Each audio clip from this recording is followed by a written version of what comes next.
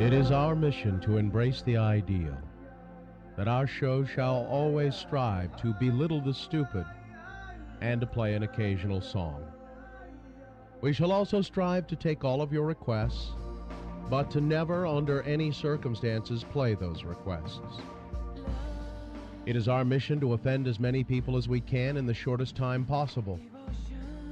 We shall always remember that no matter how pointless and stupid the things we say are, we shall present them in such a way that they will be lessons that will last a lifetime. We shall strive always to do nothing and to be mean. We shall strive mightily to always be the #1 morning show in Salt Lake, or, if not that, the #2 morning show, or at least somewhere in the top 15 or 20 morning shows. At least once a year, we shall go to someone's home, and we shall eat really good food, and we'll make you wish that you could be there to share it with us. And finally, it is our mission to always remind the listeners that we never lie, and we're always right. So let it be written, so let it be done.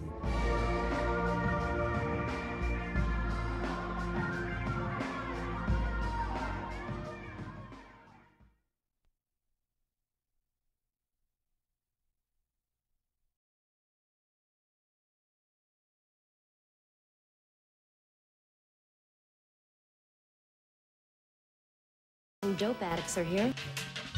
Well, yeah, and I never. Yeah. So was that song because all three of us are shiny, happy people. Yeah. I just On this day. Oh, okay. In 1991, Ah. R.E.M. released their 7th studio album, Out of Time, featuring that song, Losing My Religion. I like It was a big album for I that. like that song, "Losing My Religion," a lot. I didn't play it because, well, we It hear gets it. played a Yeah, lot. it Yeah, does. we hear it a lot. I didn't care for the shiny happy people that much, I but didn't care for that one either, but, you know, It was fine. it was either that or Losing My Religion. it was okay. We played a good. lot of songs from that album. They're just not in the system. What other songs do you know? Do you have them? I just deleted it. I'm sorry. Yeah. There was a bunch of them that we played. Me and Honey is one, Oh yeah, because I couldn't remember how it goes. Low was another one. Low. Yeah. Uh-huh. Okay. Well, Yeah. there it is. Sorry. That's R.E.M. Oh, radio song. We should Radio play song. radio song. Oh yeah. Yeah, there's that one It's too. not in there, huh? It's in there. Oh, it We is. just Yeah. I like radio we song. played it.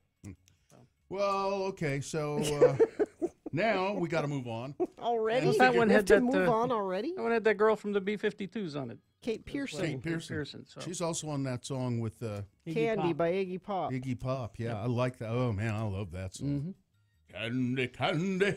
So here we are. Now Yes. we have to move on and figure out what we do for the rest of these 4 hours.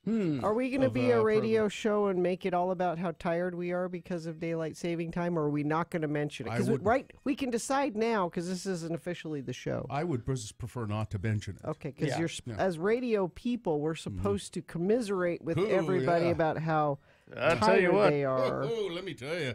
Yeah, I feel really. Oh No? man, it throws me off that daylight saving time. I think we ought to just have a law that says it's always daylight saving time. We don't need to change back and forth. It really throws me off. Yeah, there should be a law. Yeah. Uh-huh. It's kind of like jet lag. Feels kind of like jet lag. Like jet lag, yeah. jet lag. Yep. There, I'm glad we're getting this out now, I know. and we won't mention it again. So stupid. Man. Oh, I saw a tweet over the weekend, and I think you guys commented on it too. It was about somebody who'd found a piece of X96 merchandise, memorabilia. I think it was an X96 Big Ass Show shot glass, as a matter of fact. Found it at the DI. And we occasionally people say, hey, I found this at the... A Boehner T-shirt Yeah, or a... I would really like to just, if we could somehow start a list or a collection or of all all the DI merchandise or the DI stuff, X96 merchandise that ends up at the DI. Because your wife picks up things for you at the DI. Right. Yeah. And sometimes Bill will get like a polo shirt that's from some random business. Yes, or the Sunset Fire Authority, or I wear shirts with a random business logo on them occasionally, which I get those myself. She doesn't like. Oh, me. she doesn't. No, she does not care for me wearing them. So the rare times that I go to the Deseret Industries with her, she goes there at least once a week. But the rare Is times she I always go with her, looking for something in particular, or she's just hoping to find a treasure? Sometimes she's looking for something in particular.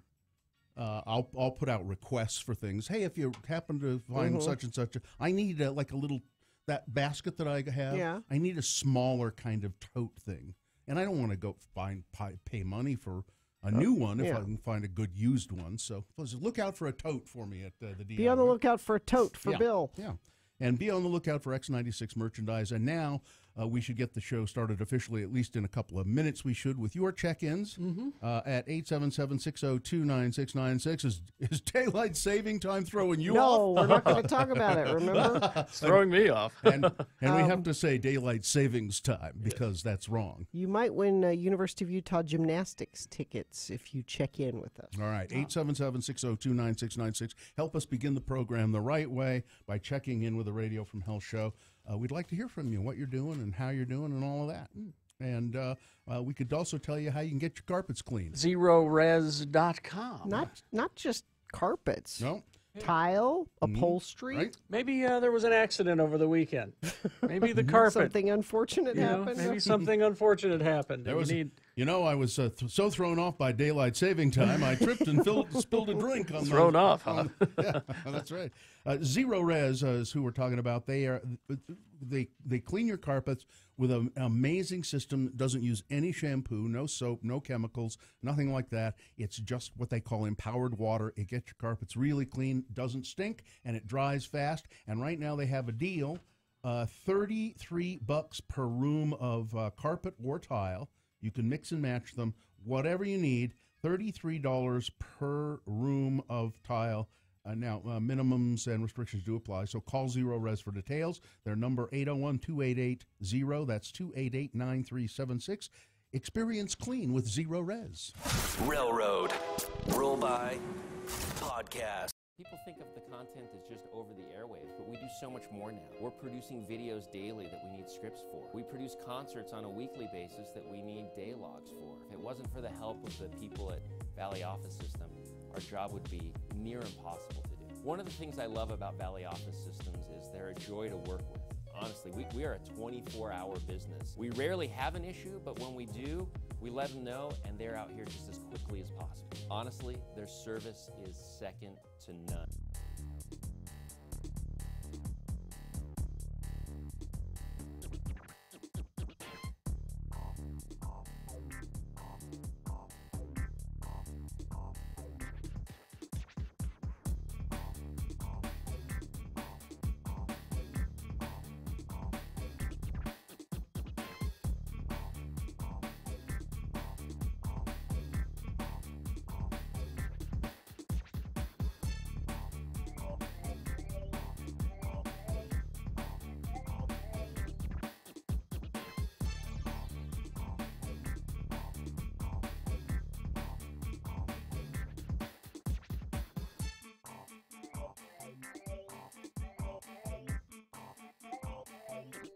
Radio from Hell with Carrie, Bill, and Gina. 96.3 FM, X96. I got caught in an embarrassing moment this morning Oh, good. I can't wait to hear. here at work. Already, I've been at work about an hour now, and already caught in an embarrassing moment. Are you saving it? No, I'll tell you right now. I came in the back door, as I always do. I kind of hope Chris is listening. I don't know Chris's last name. Mancow. Yeah, Chris Yeah, Mancow. sure. Yeah. So Chris is a board operator here in the building, and he tends to another radio station. He's a very nice guy, very quiet guy, very shy, I believe. Mm-hmm. Probably if he's hearing this, is embarrassed to hell that I'm even mentioning him on the radio. He's a very shy guy. So So I come in the building this morning, and I'm walking down the long corridor there, and there down at the end of the corridor is a copy machine. And on the copy machine is sitting a big, it's like a briefcase, suitcase kind of thing. Okay. It looks like a toolbox, but not metal. It's a cord, fabric kind of stuff. What do they call that? Cordova. No. Anyway. So it's a big case with buckles on it and everything. And it's sitting there and it's just out of place. It's odd. I've never seen it sitting there before. It's sitting, what is that? I think to myself. So then How curious were you? I open it up and start rifling through it. Look at this. Look at this. And I mean, there was nothing particularly strange. Wait a minute, in there. you saw someone's luggage lying around and you just opened it? Well, yeah. Didn't you learn anything from the announcements at the airport? Or anything from the Dick Van Dyke Show. God. And I thought in my mind, maybe the reason I opened it is I thought, I wonder if because it looks like one of those things that the copy guy brings with his tools in it. Okay. To repair the copier. But I start going through it, and it's obviously somebody's briefcase. It's got some CDs in there, library books. There's an orange in it. I went through it pretty extensive. No, I didn't. Sounds like you cataloged all of the stuff in there. This is all stuff that I could sort of see right there. And as I'm kind of going through it, Chris comes up the hall the other way and goes, hey, that's mine. And I went, oh, I'm sorry. I thought it was the copy guys. Because if it was the copy guys, that would have been okay to go. Well, it was my duty to investigate as a junior TSA trainee. TSA, which really does mean to stand around. I'm just convinced of it. No. So sorry, I apologize to Chris, and I'll apologize again. But just I'm just standing there going through his stuff, and here comes the shyest guy in the building going, hey. X96.3 and X96.com.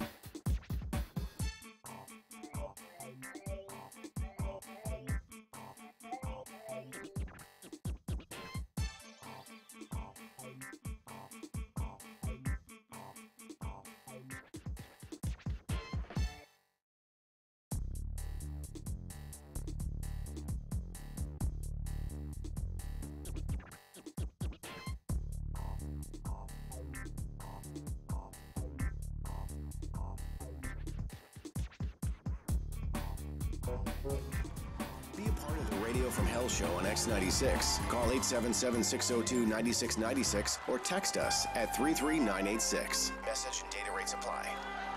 Right now. That's right. It's your opportunity to be a part of the Radio from Hell show, and the least popular feature we do, it's check-ins, and no one's calling. Well, so 877-602-9696. You can get in on the fun if you call. And the fun, and you could get tickets to University of Utah gymnastics. So do that, 877-602-9696. Starting the show, though, brought to you by LASIK at Hoops Vision.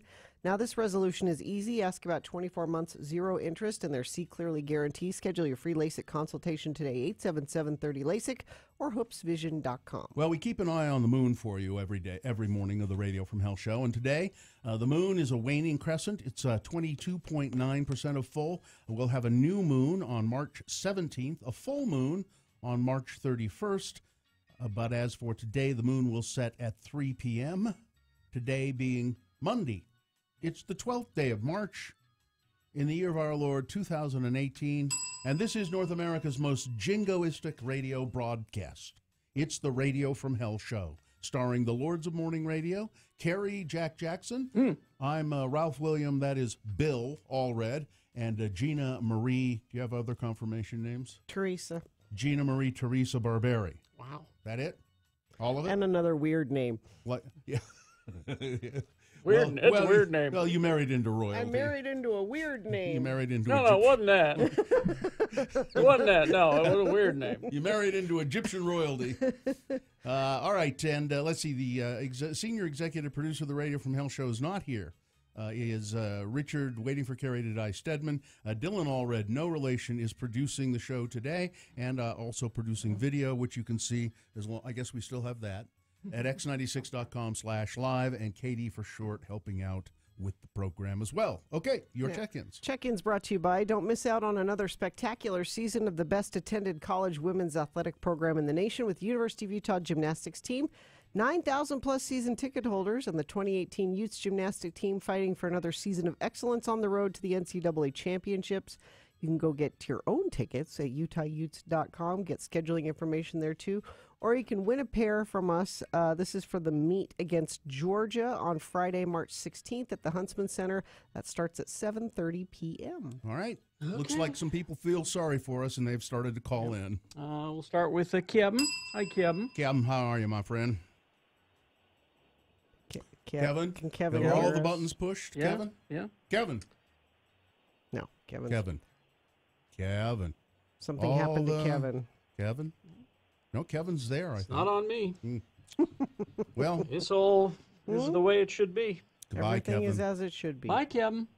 All right. Let's try another one. Let's try Tawny. Hi, Tawny. Hello. Yeah, see, yeah. Kevin, I think Kevin bailed. I think he perished. Yeah. Hi, Tawny. What are you doing today? Hey, just driving to work. I listen to your guys' show every morning, but I've never actually done the check-in. It's kind of cool. Isn't it fun? Yeah, I feel so famous. You are having the time of your life at this right now, aren't you, Tawny? I am. It'll never get better, Tawny. This is it. This is the it. highlight. It's downhill from here. Tawny, what sort of work do you do? I work at a call center. Okay. And Inbound or outbound? That's what you ask people. Inbound. Oh, I'm wow. actually on chat, so it's a call center, but I work on chat, so I don't even have to do the calls a whole lot. It's a call center, but yeah. That's nice. So you just wait for people to say, "I've got a problem with." Yep, exactly. And then I'm like, well, I got a solution for. Yeah. Does a little chat thing pop up that says, "Hi, this is Tawny. How may I?" Yep. Oh, it does. Okay. And then it says typing. Yep, does that on my end too. Yeah, typing. Tawny, have a lovely day. Do you like doing that? Do I like doing what? Do you like doing your job? Oh, yeah, I do actually. I like it a lot. Oh, good. You know what? We should give Tawny the gymnastics tickets. I think we should. Let's do that. She's been a lovely start to I the think check. they've already awarded them. We have another pair. We can we see- do? Yeah. Okay. We can do that. Yeah, don't in the future. From now on, we're going to do it. Okay, you guys? Tawny, hang on. hang on. We'll and get your some information tickets. because we have a couple of pairs. Yeah. All right. So that means that Cody, who also has won. the Well, then it tickets. says up top, Jen has also won.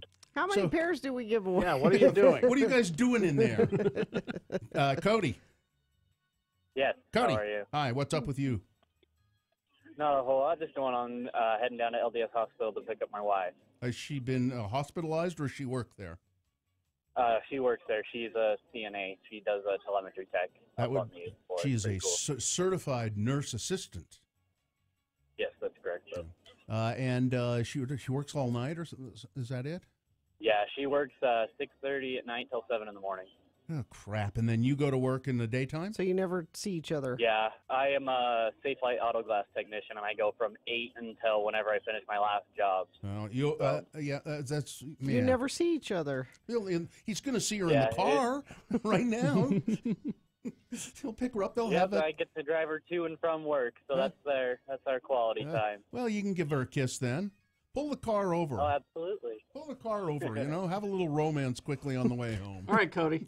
Cody, we'll see you later. Bye-bye. Cody. Yeah, I'm life sure is- just what she wants to do after a 12-hour shift. My life is I hell. don't want says romance Cody. after a 12-hour shift. Jen, the nurse, Hi, Jen. is checking in. Yeah. You know those 12-hour This is the nurse shifts? that always calls. This is different than the nurse. Different nurse. What sort of nurse are you, Jen? I deliver babies, labor and delivery. And have you done that a long time? I have. And it's fun? I love it. Yeah. Wouldn't do anything else. Well, That's the kind of person you want when you're delivering your baby. Someone that loves it and doesn't want to do anything else. now do you do that? What kind of schedule or shift do you get? 7 to 7. Yeah, that's so lovely 12 hours. 7 a.m. to 7 p.m. I don't know Yes, how. sir. Well, but then you Nurses get do it. well. That's not bad because you do it. You get you do it for what 3 days, and then you have the rest of the time off. You got it. That's Yeah. what I do. Yeah, But it's still no, a 12-hour shift is. Gina, a 4-hour shift is too much for you. Yeah, but A I'm not. 12 I don't have lives in my hands. Yes, you do. We're gonna have to. You just don't know how to collaborate. That's your problem. You don't realize how important your job is. This is life or death. Yes. Jen is hanging on by Exactly. a thread right now. It's so true. All right. Jen, deliver a bunch of babies today, okay? Will do. All right, see ya. Get out there and make plenty of them. We need more. All right. Let's see. Nate from Asheville checking in, trying to be careful not to jaywalk and get beat up by the cops. Yeah. Yeah, no Need kidding. 100% so I can make it through the crosswalk. Asheville. We had that story last week. They beat the hell out of that handcuffed guy. Teacher Emily checking in. Nurse Jen checking in. A different nurse. A different one. Gary checking in. Bill, why don't you go by Ralph? It's a nice name and far less common. Well, it's a little late. Yeah, he committed to Bill a long time ago. How many years on the radio? He's already had the checks printed, so Yeah, it's, I'm sorry. When I'm curious, if you ever hear somebody say Ralph, just like in a, will you turn like, Yeah. oh, are they talking to me? Yeah, I do. Yeah. Rodger with a D checking in. Rodger. Rodger. Let's see. Checking in from Whidbey Island, Washington. That's a beautiful place. Stacy from Orem checking in. Once I found one of my childhood photos in a book my mother had donated to the DI at the DI. Oh, that's kind of sad. Wow. I'm sure she didn't know it was in there. I'm sure she wasn't trying to get rid of it. No, she's trying to erase all memory of you. She's my least favorite. Gone. Well, Whoosh. All right. Guess we do a show, huh? Do a show. All right. All right, we'll take a break. We'll be back with Big Boy News, Pinuendo, sports with Amy Donaldson coming up. Coming up in the news, the Stormy Daniels story is heating up, and Katy Perry killed a nun. I know. That's all coming up. All that on the way. Stand by. Oh, Gina. Yes. There Forgot. might This be is the traffic. lives in your hands part. Well, you're all lives are good now because there's nothing happening via traffic. But we have a sponsor, so that's why we have to stop here. Thank you, Mr. Traffic Lady. Get unlimited 1.5% cash back plus a $100 bonus with Power Cashback credit card from Security Service Federal Credit Union. Restrictions apply. Get details at ssfcu.org. Stay tuned for a 1-hour nonstop music wingding right after Radio from Hell on X96.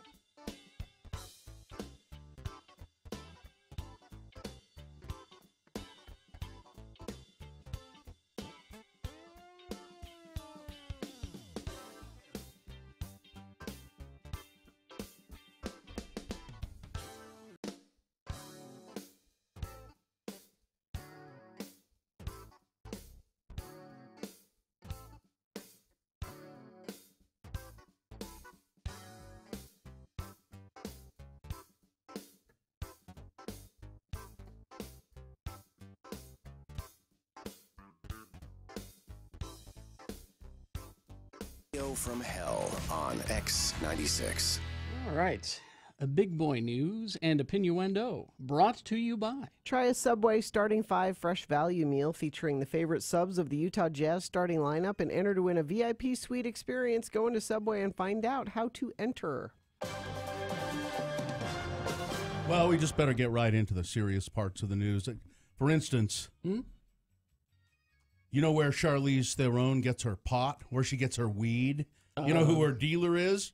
Well, I would think her mother. Oh. Her mother? I thought that maybe she lived in California so she could just buy it. No. Charlize Theron revealed on Jimmy Kimmel Live that her mother, Gerda, is her medical marijuana supplier. I have really bad sleep patterns, and so does my mom. We were talking about it because we do take sleep medication, and I was saying to her, well, maybe I should try a sleeping strain of marijuana, you know, something that would help us with the sleep. And she's like, yeah. You know, her mom killed her dad. I know. Whoa. Murdered him right in front of her. Charlene was in the room. Charlize? Charlize. He apparently deserved it. Yeah. That's why mom is out and able to, grow pot. Yeah. So, and I guess we should get right into the... Katy Perry has apparently killed a nun. I don't know why she didn't back off this thing a long time ago. It sounds really nasty. I know. A nun who was involved in a lawsuit with pop star Katy Perry over the sale of a convent in Los Angeles died Friday after collapsing during a court appearance. Wow. Sister Catherine Rose Holzman, 89 years old, had served the church with dedication and love for many years, said Archbishop Jose Gomez. Ms. Holzman, Nun Holzman, was a member of the Order of Elderly Nuns. Well, that's not what the order is called. No, I was going to say That's not a good name. No, Nobody's going to enter that order. That's how it's written. She was a member of an Order of Elderly Nuns involved in a dispute over the sale of their convent in the city's Los Feliz neighborhood. Hours before her death, Holtzman spoke to a TV station decrying a judge's ruling that cleared the way for the Archdiocese of Los Angeles to sell the convent to Katy Perry. Katy Perry wants the property. It's 8 acres. I don't know if she wants the buildings. I think they're historic. Yeah, I think she wants to renovate it. She doesn't want to tear it down. But still, they don't want to sell it to you. So go find something else. But the Archdiocese wants to sell it. And the nuns are saying, no, don't sell it. Well, they don't live there anymore. Nobody's lived there for several years. It's vacant. But it's bad karma getting into a lawsuit with the nuns. Everything I know about spirituality says that if the nun dies during the trial about whether you can buy the convent or not, that's just good luck is what that is. It's good luck? That's good luck. That doesn't mean that there's a curse on the property or anything. I'm not sure that's good luck. Let's see. This is really amazing. So there's a... Oops, I clicked on the wrong story. Sorry. So there's an apartment fire, a house fire, apartments, I guess, in Layton. And the good deeds of a stranger who kicked in the door and put out the fire, or it could have been really serious. Yeah. Witnesses noticed flames in the kitchen of an apartment on Antelope Drive. And this guy... ran up into the apartment, ran into the hallway. There was a fire extinguisher in the hallway. Yeah. He kicked open the door because nobody was home and ran in, and there was a fire in the kitchen. Somebody had left the stove on.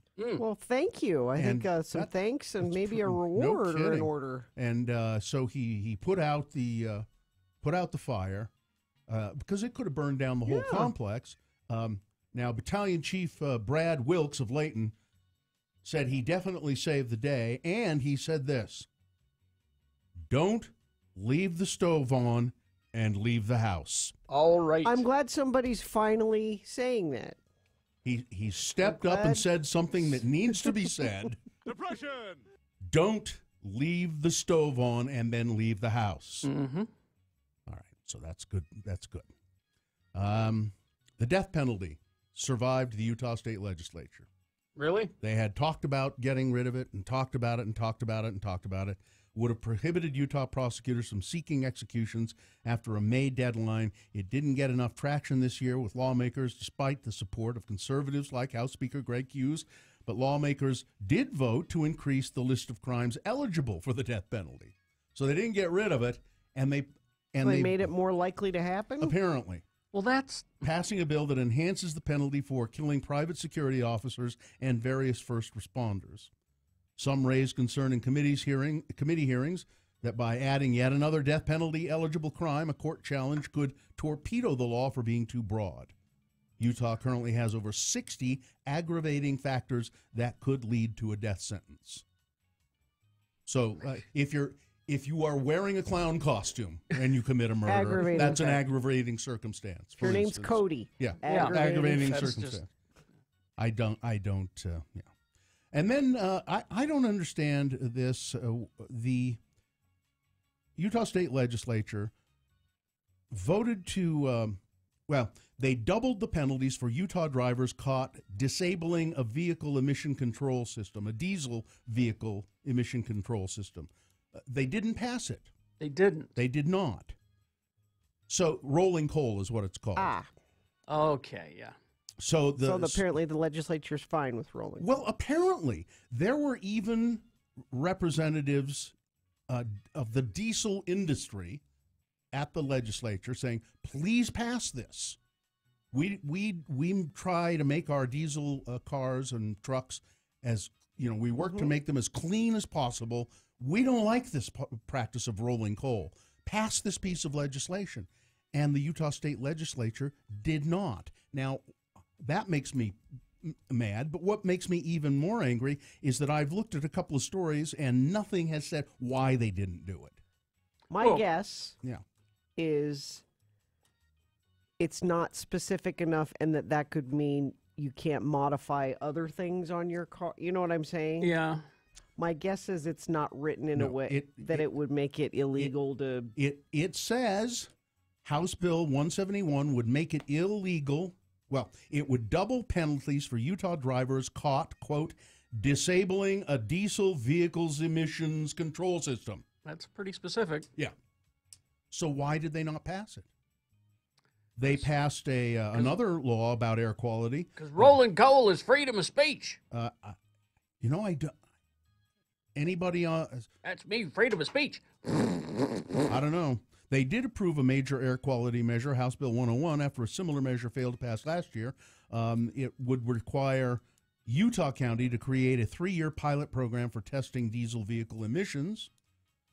Several Wasatch Front counties don't meet federal standards for small particle pollution, so that this is an effort to try and help that and clear that up. So they did something good for clean air, but then I'm betting it's not that they're okay with rolling coal. I'm betting it's some technical thing. I'll bet they're giving fine. them the benefit I'll bet of the they're doubt. fine with rolling coal. I just can't. That's kind of fun. I saw that show. I can't figure it out. Maybe the Diesel brothers have threatened them. I don't know. You're putting our show in jeopardy. Now, the Stormy Daniels thing. Yes. This is really starting to heat up. She's real. She's apparently going to be on 60 Minutes. Yep. Yeah. If a porn-tinged hush payment falls in a news bin... wait a minute. I'm sorry. I'm going to tweet that. Yeah. I'm porn-tinged hush payment. No. Not even no. Absolutely not. Nope, I am. Absolutely. It's an Eastern European name. You've taken this fun little game and just and in typical Gina Barberi fashion ruined it. I mean, when you tweeted I'm couch cushion. No, that was when I knew. I'm porn tinged hush payment. That could be no like Thai, no, maybe, or and now you're insulting an entire race of people. No. All right, let's go back to Stormy Daniels. Not that name. It seems to be getting there. North Korea. Let's see. Porn actress. People are saying now. Some people in the porn industry are saying she hasn't really won any awards. She's not an award-winning porn actress. Well, whatever. But apparently she's going to be on 60 Minutes, and she says I will spill the whole story. 60 Minutes is lawyering up. There she is. Stormy Daniels, x96.com/live. That's a picture of her. She was in, I think it was Florida. I love the little tidbits in the, and yes, I've read them, in the documents that mention photographs. Yes. And paternity. Oh, what? Yeah. No, yeah. I didn't know what. I didn't hear that. What? Oh, yes. Oh, yeah. What? Now, they don't go into detail. What is it? How does it mention paternity? That she's not supposed to mention maternity in the hush in the hush she can't papers. talk about paternity, and she can't talk about the photos. She can't talk about. That's all it says. Now that's in the hush agreement, but apparently 60 Minutes is going to get her to talk about all of that. That's yeah, what I'm saying. because the technicality is that Trump did not sign the document. His lawyer did. Yeah. It Trump mentions did not. paternity in. It mentions it in the hush hush. I suppose we ought to talk about the O.J. Simpson thing too. Did you watch that? I did not. It was pretty. I heard clips of it. You watched it, Amy Donaldson? Ed watched it, Ed watched it? and I harassed him about watching it. It was so, pretty. yeah. The clips I heard, and I heard the woman who did the interview, pretty shocking in terms of his complete lack of self-awareness. Yeah. Yes. Complete. I would agree with that. Lack Yeah. of self-awareness. I got a couple of clips, but And he must have got paid for it too. Everything this was taped a long time ago, several years ago. Everything he said, nothing was his fault. Everything was conspiring against him. Even the deaths of Nicole and Ron, he said, their deaths killed me. Yeah. I've had a horrible life since then. Yeah. It was. I thought it was. I don't know if he got paid, I'm but sure but he you got underestimate paid. a person in that situation who wants to defend himself, he thinks he's so smart that he can completely explain He's a all true this. psychopath. No, he really. If you watched any of it, I'm maybe 15 minutes is all I could handle because when he was describing, beating his wife, an incident that left her naked in the bushes. She hit flagging. me. Yeah, She hit me. Yep. she started it. She started This is it. my She hit me. and I'm thinking. Yeah. I mean, look at the photos. Yeah. yeah. She started it. She started. That She is hit if me. that's not typical domestic violence. Yeah. And Dylan says he'll have a reality show by the end of the year. And then the other thing that I found just absolutely stunning was that he said to the interviewer, I heard her, she said, when the cameras weren't off, did you guys talk? And she said, yeah, a little bit. And he leaned over to me one time and said, you came in here thinking you weren't going to like me, but I proved you wrong, didn't I? You like me, don't you? He's a sociopath. And He she is. thought, no, I do not. You're a murderer. No. She thought I'm good at my job because you don't know how much I am not trying not to puke. Well, let's weather and traffic then. All right. And then we'll get into sports.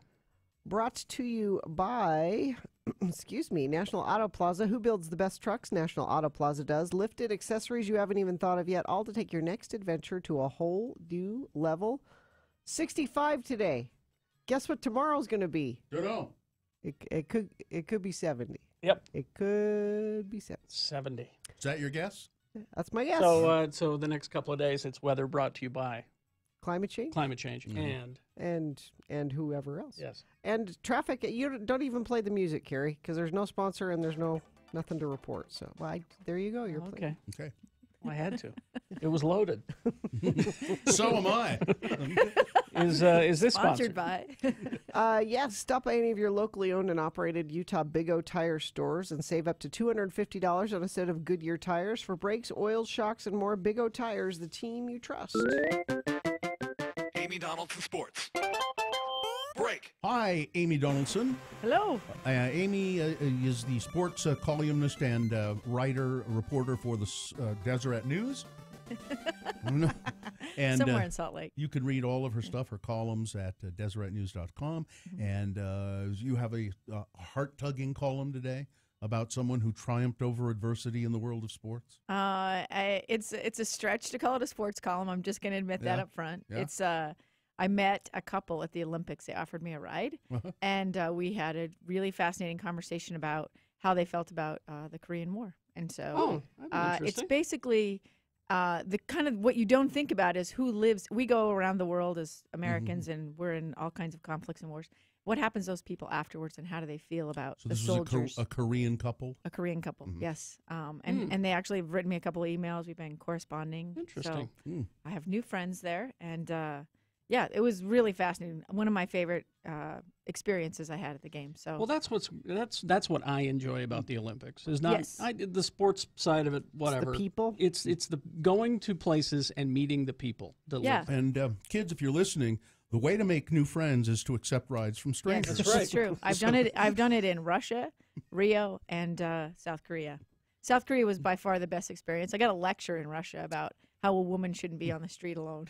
I'll bet your husband's really thrilled. He just to tells hear me about this. happened in Atlanta, and he said, "Never ever call me when you're in that situation again, because I can't do anything about it." So he's gotten a few of these calls. I'm lost, and I'm calling search and rescue. So what's going on in sports, Amy? In sports, it is the big dance, and invitations Prom? went out. It's basketball. And It's basketball. Bill, you'll be happy about this. Nobody in Utah got invited to the prom. Well, That's because they got invited to the most important tournament. They get to the go NIT. to the alternative prom.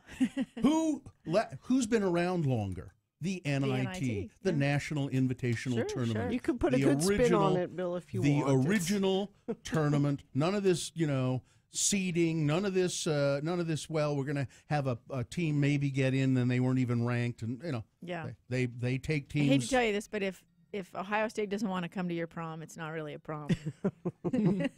Right. So that might be, if you're VIS fans, then that might be the only team you recognize, because no local teams. They get to go to the NIT. Utah was seeded number 2 in their bracket, and they will take on UC Davis March 14th at 7 p.m.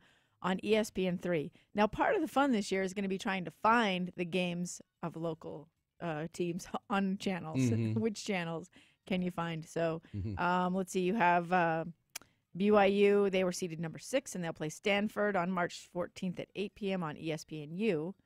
And the second round is March 16th through 19th. So This is the NIT. Yeah. So that's well, if you're interested in local teams. Now there are on your website I sent some links so you can see the brackets. Maybe you want to do a bracket challenge. If you like doing a bracket challenge with local teams, you're either going to be doing the NIT or the CBI, the College Basketball Invitational. Oh, I had no idea there was another one. Which is where you will find UVU.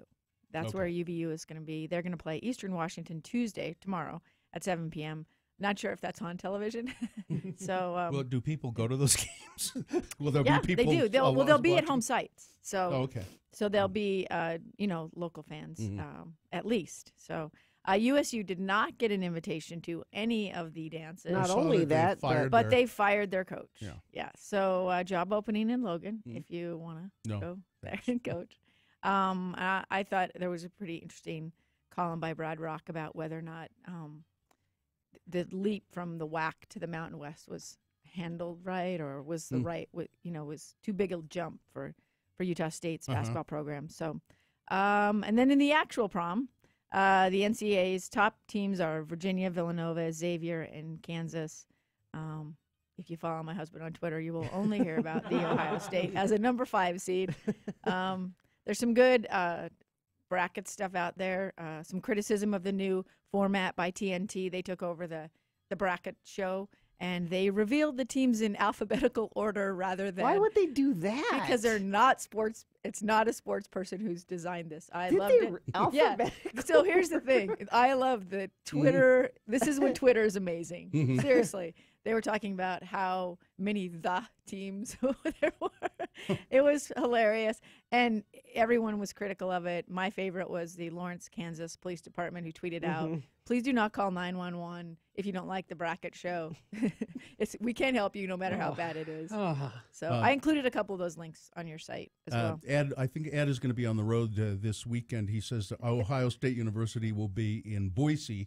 And that's a pretty short drive, Ed. That's only 6 hours, so you could go to the That's game. nothing for him. Yeah. There's like 6 Mavericks between here and Boise. And how will Harry Kane's injury affect Tottenham's Champion League chances? That's something that Ed, you'll have to follow Ed on Twitter for the answer to that, because I don't know. He Don't wanted care. me to ask you to torment you. I think. I'm sure he did. All So, right. but I have to get to RSL news for No, you very don't. dedicated Listeners. There was no Oh. game the What one happened? weekend. There's no. There Man. was. You're right. There was There was no no game. It was a beatdown. Oh, my. Yeah. You want to see a guy get beat up jaywalking? It What- was RSL. What happened? A home game. Embarrassing loss. Oh, it was their Yeah. opening game. And they lost to an expansion team. Apparently, there were fights in the stands. Yeah. It was What? Fights in the stands? Yeah. Yeah. Why? Good Lord. Because when your team You're loses, emotional. you get frustrated. Add beer to that, and it's all But- over. Just But you're all rooting for the same team, no, right? Oh. no, apparently, and maybe they're fighting over why. Who knows? I wasn't You there. shut I just up got about- reports that it was quite It's their worst. Most goals Yeah. given up, and So what and was? apparently the pain may persist. So I'm just saying, So who'd they lose to? it's a new team. an expansion team. Let's see, Los Angeles Los FC. Angeles. Oh, Oh yeah. okay. The Los Angeles what? FC Football Club. Okay. Yeah.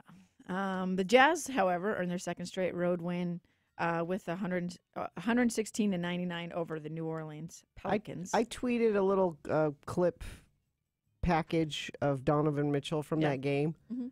Carrie, you don't care about basketball? Yeah. No. You could watch this and go, no. that's entertaining. I think Carrie and Ed should go to a game. Ed never pays attention to the NBA, and you know he's good Mhm. when Ed says to me last night, "This Donovan Mitchell, I mean, he's He's amazing. fun to watch. He's really fun. I'd go with Ed. Sure. Fun to Yeah, watch. that would be fun to hear the Now- hear the report. Now, so the Utah Jazz now are they have a playoff spot. I read. Well, they don't have anything yet because there's too many games left. So there's the Well, there's the hope. they It's- now are in yeah. contention, serious contention for a playoff spot, and they've won something like 10 road games in a row or something like that. Well, 2 in a row. They've won 18, Yeah. 18 out of 20. Is that yeah, what it is? games. Yeah. That's yeah. amazing. And 2 in a row on the road. So That's, yeah. they're really playing exceptionally well, Mhm. and they're talk that the coach, what's his name? Look at you. Quinn Snyder. Quinn Snyder. Quinn Snyder. Giving the NBA breakdown. Quinn Snyder is. They're attributing a great deal of this to his coaching. They say he's great. Well, no, he's actually been. The talk has been since he came to Utah. He's one of the best in the NBA. Yeah. There's only one other guy who's as good at developing young players. Like he's a good coach, not just a good strategy guy. He knows how to teach people to play basketball and play together. So absolutely. Park City's Brenna Huckabee wins gold medal in the Paralympic Games, snowboard cross. Yay. You Over will in- read about her at the Deseret News later today Okay, as over I in write S- that story. Over in Seoul. Mm-hmm. Well, in Pyeongchang. Yeah. Oh, it's in Pyongyang. Yeah, not Yeah. in Seoul. It's about 2 hours south of Seoul. I know because I took a very hairy tax ride. And then both Salt Lake Community College men's and women's teams will be headed to the NJCAA. They get a ticket to the big dance, and the seedings will be out later. And the women's bracket program is today. Okay. All right. In case you want to watch. Are they going to do it alphabetically? I don't know. I hope after so. what I think you it's know, fun. We started this. We're going to defend it. That's basically the way sports writers are. Yeah. I will. All right. Thank you very much, Amy. Amy Donaldson, read her stuff, DeseretNews.com. Don't leave. Okay. I want to talk to you. Now, do you have traffic, Gina? No. Not at all? Well, make Or something what up. doesn't exist. I'm looking at the UDOT website, and it's green lights all the way. Maybe daylight saving time kind of threw them it up. could and be. They didn't go into work on could time. be. Maybe that's it. Ha ha. If you see something, you can text it in 33986. All right. We'll take a break. We'll be back. Round 1 of your boner voting coming up. Well, Stand maybe by for that. everyone can see really clearly, and that's why they're not getting into accidents. They've all been to Hoops Vision Yes. and had their eyes fixed. The LASIK procedure is simple. I mean, it's complicated, Well, it's but easy to for- us, it's I it's was simple. going to say, it's easy for you. You go in, you lie down. Yeah, they dilate your eyes.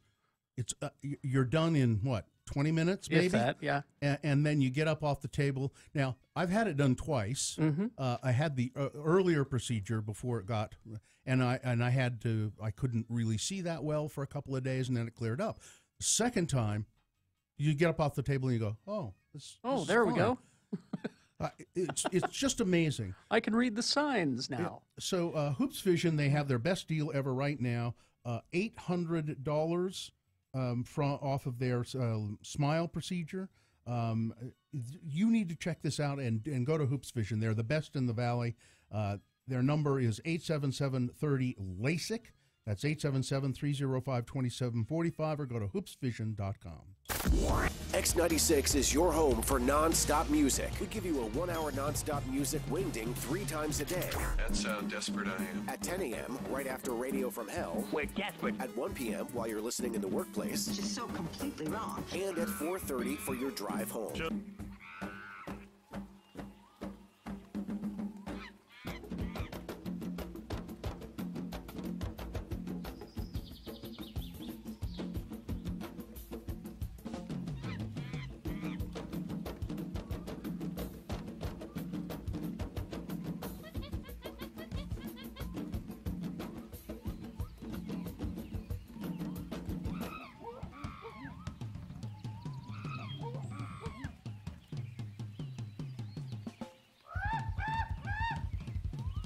I don't like breathing through my mouth. I prefer my nose.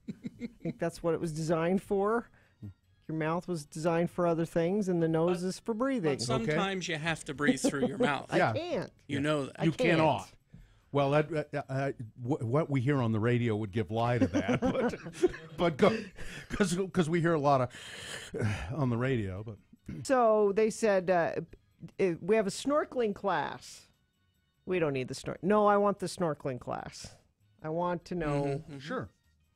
So we took the kids to the snorkeling class, and they stop at Molokini, and I am terrified. I really am, because I'm not only scared of breathing through my mouth with my face underwater, but I'm scared of sharks. I am. Okay, Jaws ruined me. Sure. And it's just a boat out in the middle of the water, and you're getting off the boat, and it's deep. And it's deep. You can't see the bottom. And they said, "Do you want a noodle?" Yeah, I want a noodle. Give me the noodle. To just hang on to. My kids and my husband, no noodle. No. They just jumped in the water. I took 2 noodles. When I looked around and made sure that everybody that wanted a noodle had a noodle. You weren't the only one. Right. There was an extra noodle. Yeah.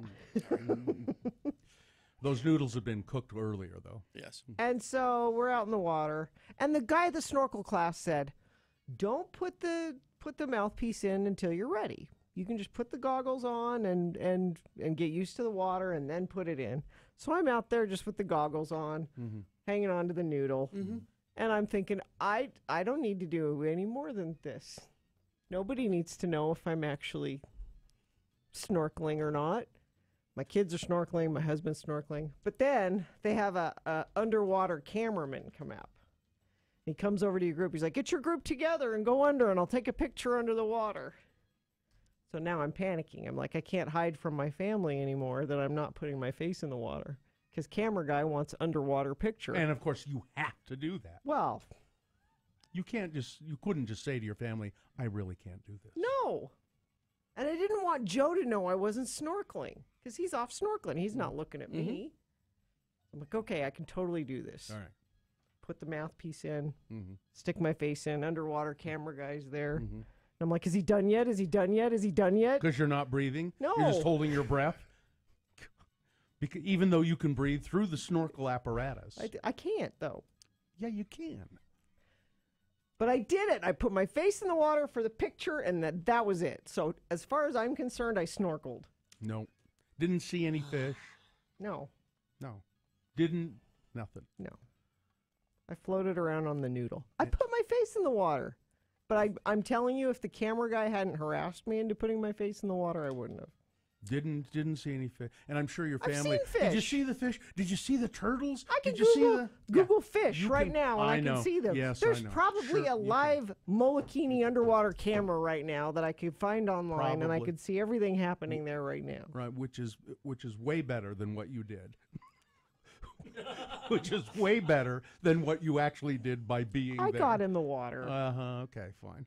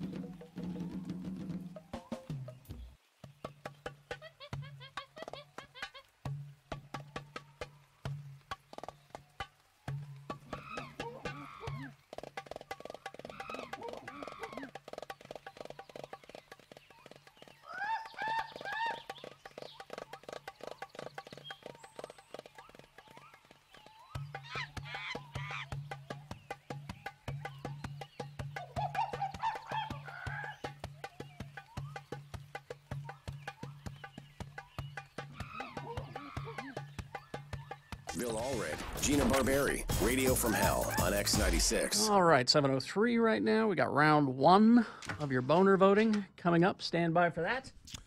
Coming up on Wednesday, the 14th of March, we encourage you all to do this. It is a walkout from schools, and we're talking elementary schools, junior high schools, I suppose the University of Utah. The walkout is at 10 a.m. on Wednesday. Now, I've heard from some people that there are school districts who are not supportive of this. I've heard that there's some that are, and some that have notified parents that if your kids decide to do this, they won't be punished. They won't be. Now, it's a 17-minute walkout. So from 10 a.m. to 10:17, school districts, some of them, I don't know if you have the list, Bill, but some of them are saying we're okay with that, and you won't be marked absent or tardy. Or now, if you don't come back to school after 17 minutes, then they said that there will be consequences. Let me see if I can. I'd like to know if you could give us a quick call at 877-602-9696, or you could text 33986, and what you know about what your school district is doing or not doing. Now, I heard from Elizabeth Lucas. She listens to the program quite a bit, and it's the school district that her daughter is in. It seems as though they're not really encouraging it, but they're not going to stop people from I have doing this story here. Canyon School District sent parents a letter informing them that students who decide to walk out on Wednesday will not be punished. We're going to create a space for them to do what they need to do, which I think that's great. We're going to have 17 minutes of silence. This is at Brighton High School, 10 a.m. They're going to do 17 minutes of silence, and after each minute, they'll say the name of a person who lost their lives in the Florida shooting. Jordan School District, let's see. They say it will be business as usual for all schools on planned walkout days. The district will not discourage anyone from participating in walkouts. However, students must follow normal rules and should not miss class without following proper procedures. Jordan School District supports the students' right to peacefully assembly and free expression. Again, our primary emphasis is classroom instruction and student safety. Ben Horsley, I have more here. Okay, I'm just going to add to it. There's a letter here from a teacher, and she doesn't say what school district it is. Her district says it's a don't ask, don't tell policy. What? Ben Horsley says Granite School District says students must have permission from parents to be excused from class. Don't ask permission. Don't ask. Don't ask permission. You must have your parents' permission to.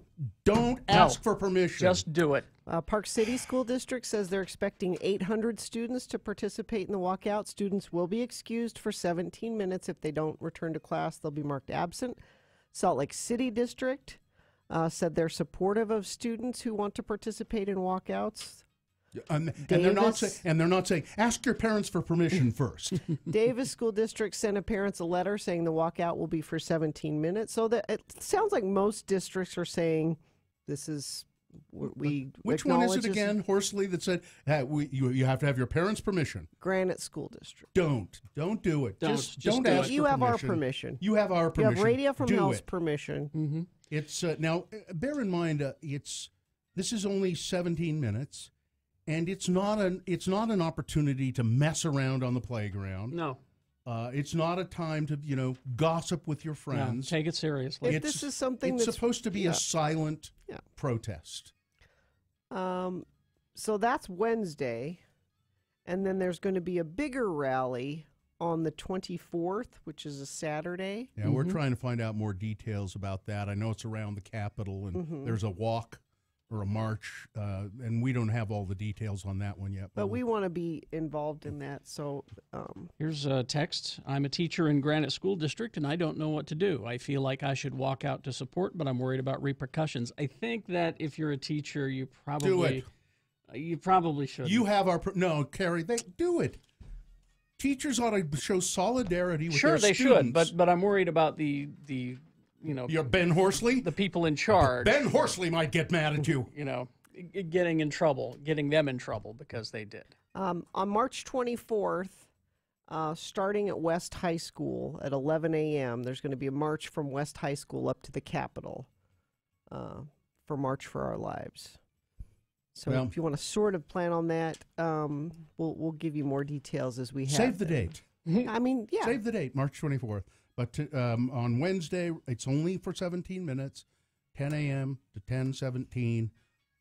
You don't need your parents' permission. You have our permission. It sounds like most school districts are being reasonable about it. And again, it's to honor the Parkland students who were shot and the teachers who were shot in Parkland, Florida. Better gun control laws is also part of this, and better background checks part of this, and just be mindful that it is a serious thing. Yeah, be respectful. Walk out for the 17 minutes and then go back to class. And if you don't think this is serious and you don't want to be a part of it, then don't. Yeah. But don't go outside and then mess around, or don't leave the classroom and then mess around, or be discourteous to the people who are doing it. Yeah. And the people who are walking out, if there are people who choose not to, don't be discourteous to them. Yeah. No. We don't want any of that. Just We're walk gonna make out. more trouble. Just walk out, do your thing, and go back to class. Okay? All right. And if you think you need a permission slip, I'll sign it. Bring it to me. bring me a permission slip, and I'll sign it. Uncle Bill says. Yeah. My Uncle Bill says I can walk out of class, but you don't need Just do it. Yeah. I mean, what are they going to do? Suspend you. Ben Horsley at the Granite School District says we need a parent's permission slip. No, you don't. No. Just do it. Jeez. Don't be a moon calf. Don't be a fuddy-duddy. What's a moon calf? I don't know, really. I don't know. It's an old W.C. Fields calling people moon calves. I should look up what a moon calf is. Try Urban Dictionary. I'm sure it's... Teachers in the Jordan District. Uh-oh. What? They can be written up if they participate. The Jordan School District will write you up if you participate. I'm written up. What does that On mean? my permanent record. Yeah, what does that mean exactly? Somebody says, I'm a teacher. Does Ed Brass have any legal advice for us? I don't think Ed is expert in education law. I just do it and remember what it's for. Yeah, that's the important and thing. I would encourage my alma mater, my high school alma mater, Spanish Fork High School. A lot of gun people down there. Do it. Ben Lomond High School. Do it. Highland Junior High School, where I went to junior high. Do it. Bonneville High School. Hillcrest Elementary. Yes, Dylan Allred. Bonneville High School. That's where I went. St. Joseph's High School. Thank you. While we're doing it, We all went to high school. I hope you're proud. I think I went to I can't remember now. It was at Hillcrest Elementary. Yeah. Yes, Dylan. I was just wondering about the teacher thing. Could a teacher just maybe not leave the room, but just do a silent, just sit? Yeah, sure. Maybe that's a way of not getting in trouble, but because I think I think it's a bummer if the teachers can't support their students. Teachers in Davis County School District have been instructed to remain neutral. And it says this concerns our lives as well. How can we be neutral? Yeah, that's nonsense. And the fear of repercussion is part of the reason you do this. Yes, that's always part of the. A protest is there's no point in protesting if. I might get in trouble. I might get in trouble. I better not. Yeah, you will get in trouble. That's the whole point of a protest. Yeah. Be prepared for that. But again, what can they do to you, really? Now somebody's going to accuse us of being dangerous people on the radio. Sure. I've never been dangerous. You are being. That's true. This is kind of fun. And you know what? By saying that, you just ruined it. You just ruined it. Way to go. Way to go. You've ruined protests. We were going to be dangerous, but you ruined it. You made it safe. Let's see if it's safe out there on the roads. Let's see if I've ruined Now you've really ruined it. Yeah, I think maybe it's a daylight saving thing where everybody's still in bed. No, wait, let's see, there was a tweet about traffic. Was there a text? Tweet, east and westbound lanes are closed at 70th South on Banter Highway because of construction. There's a lot of construction. All on right. Banter. Thank you for that. If you see something like that, text it to us, 33986. All right. So we got round one of your Boehner voting coming up. Here are your candidates. Number one, well, we didn't have a pillow, so I improvised. Oh, that one. I mean, really? Yeah, I saw that. Yeah. Oh. Boehner candidate number two, oh, Mr. Hannity. And Boehner candidate number three, wow, your driving exams are weird.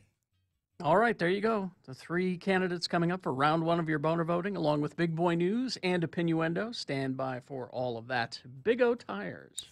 The name, the team you trust, Big O Tires. They really, that's where I get my tires. You know, I was just looking at my tires the other day. You're admiring your tires? I was, on my CRV, because I couldn't remember if I had the original tires on it.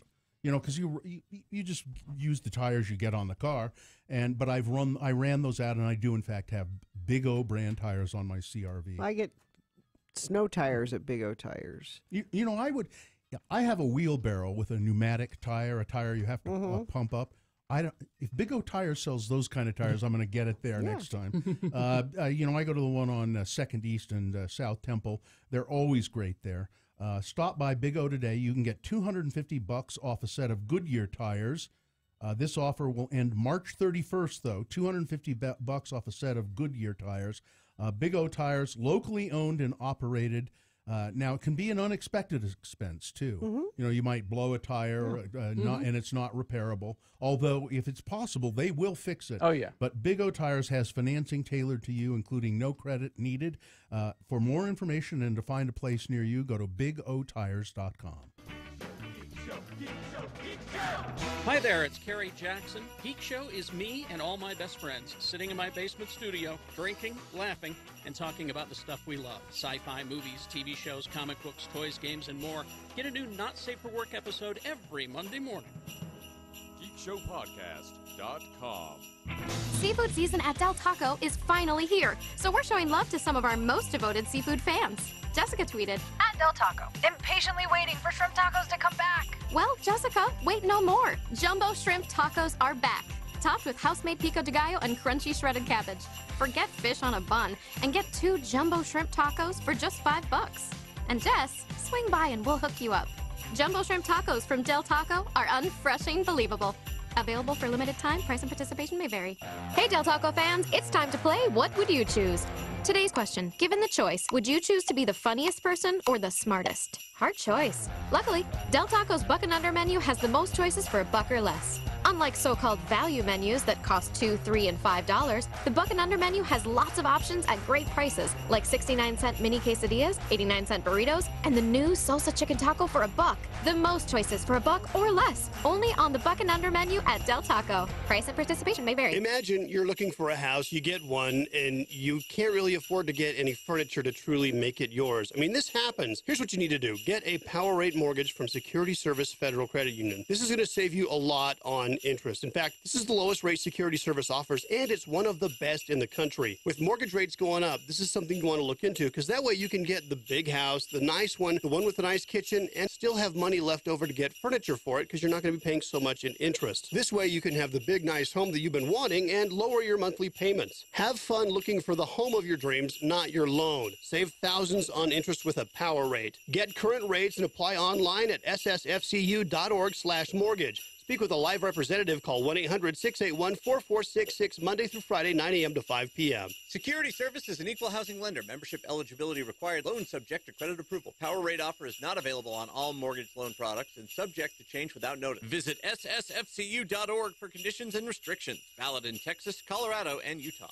Are you looking to grow your business? Why not choose a local company that can accommodate all of your growing needs in one place? Whether you're looking for virtual office space, a full-time office, or anything in between, Avanti Workspace can help. With flexible packages, we can custom tailor programs to fit your needs. All of our locations include amenities such as live reception, free Wi-Fi, beverages, and much more. Find out how you can get a month free by calling Avanti at 866-8-AVANTI. That's 866-8-AVANTI.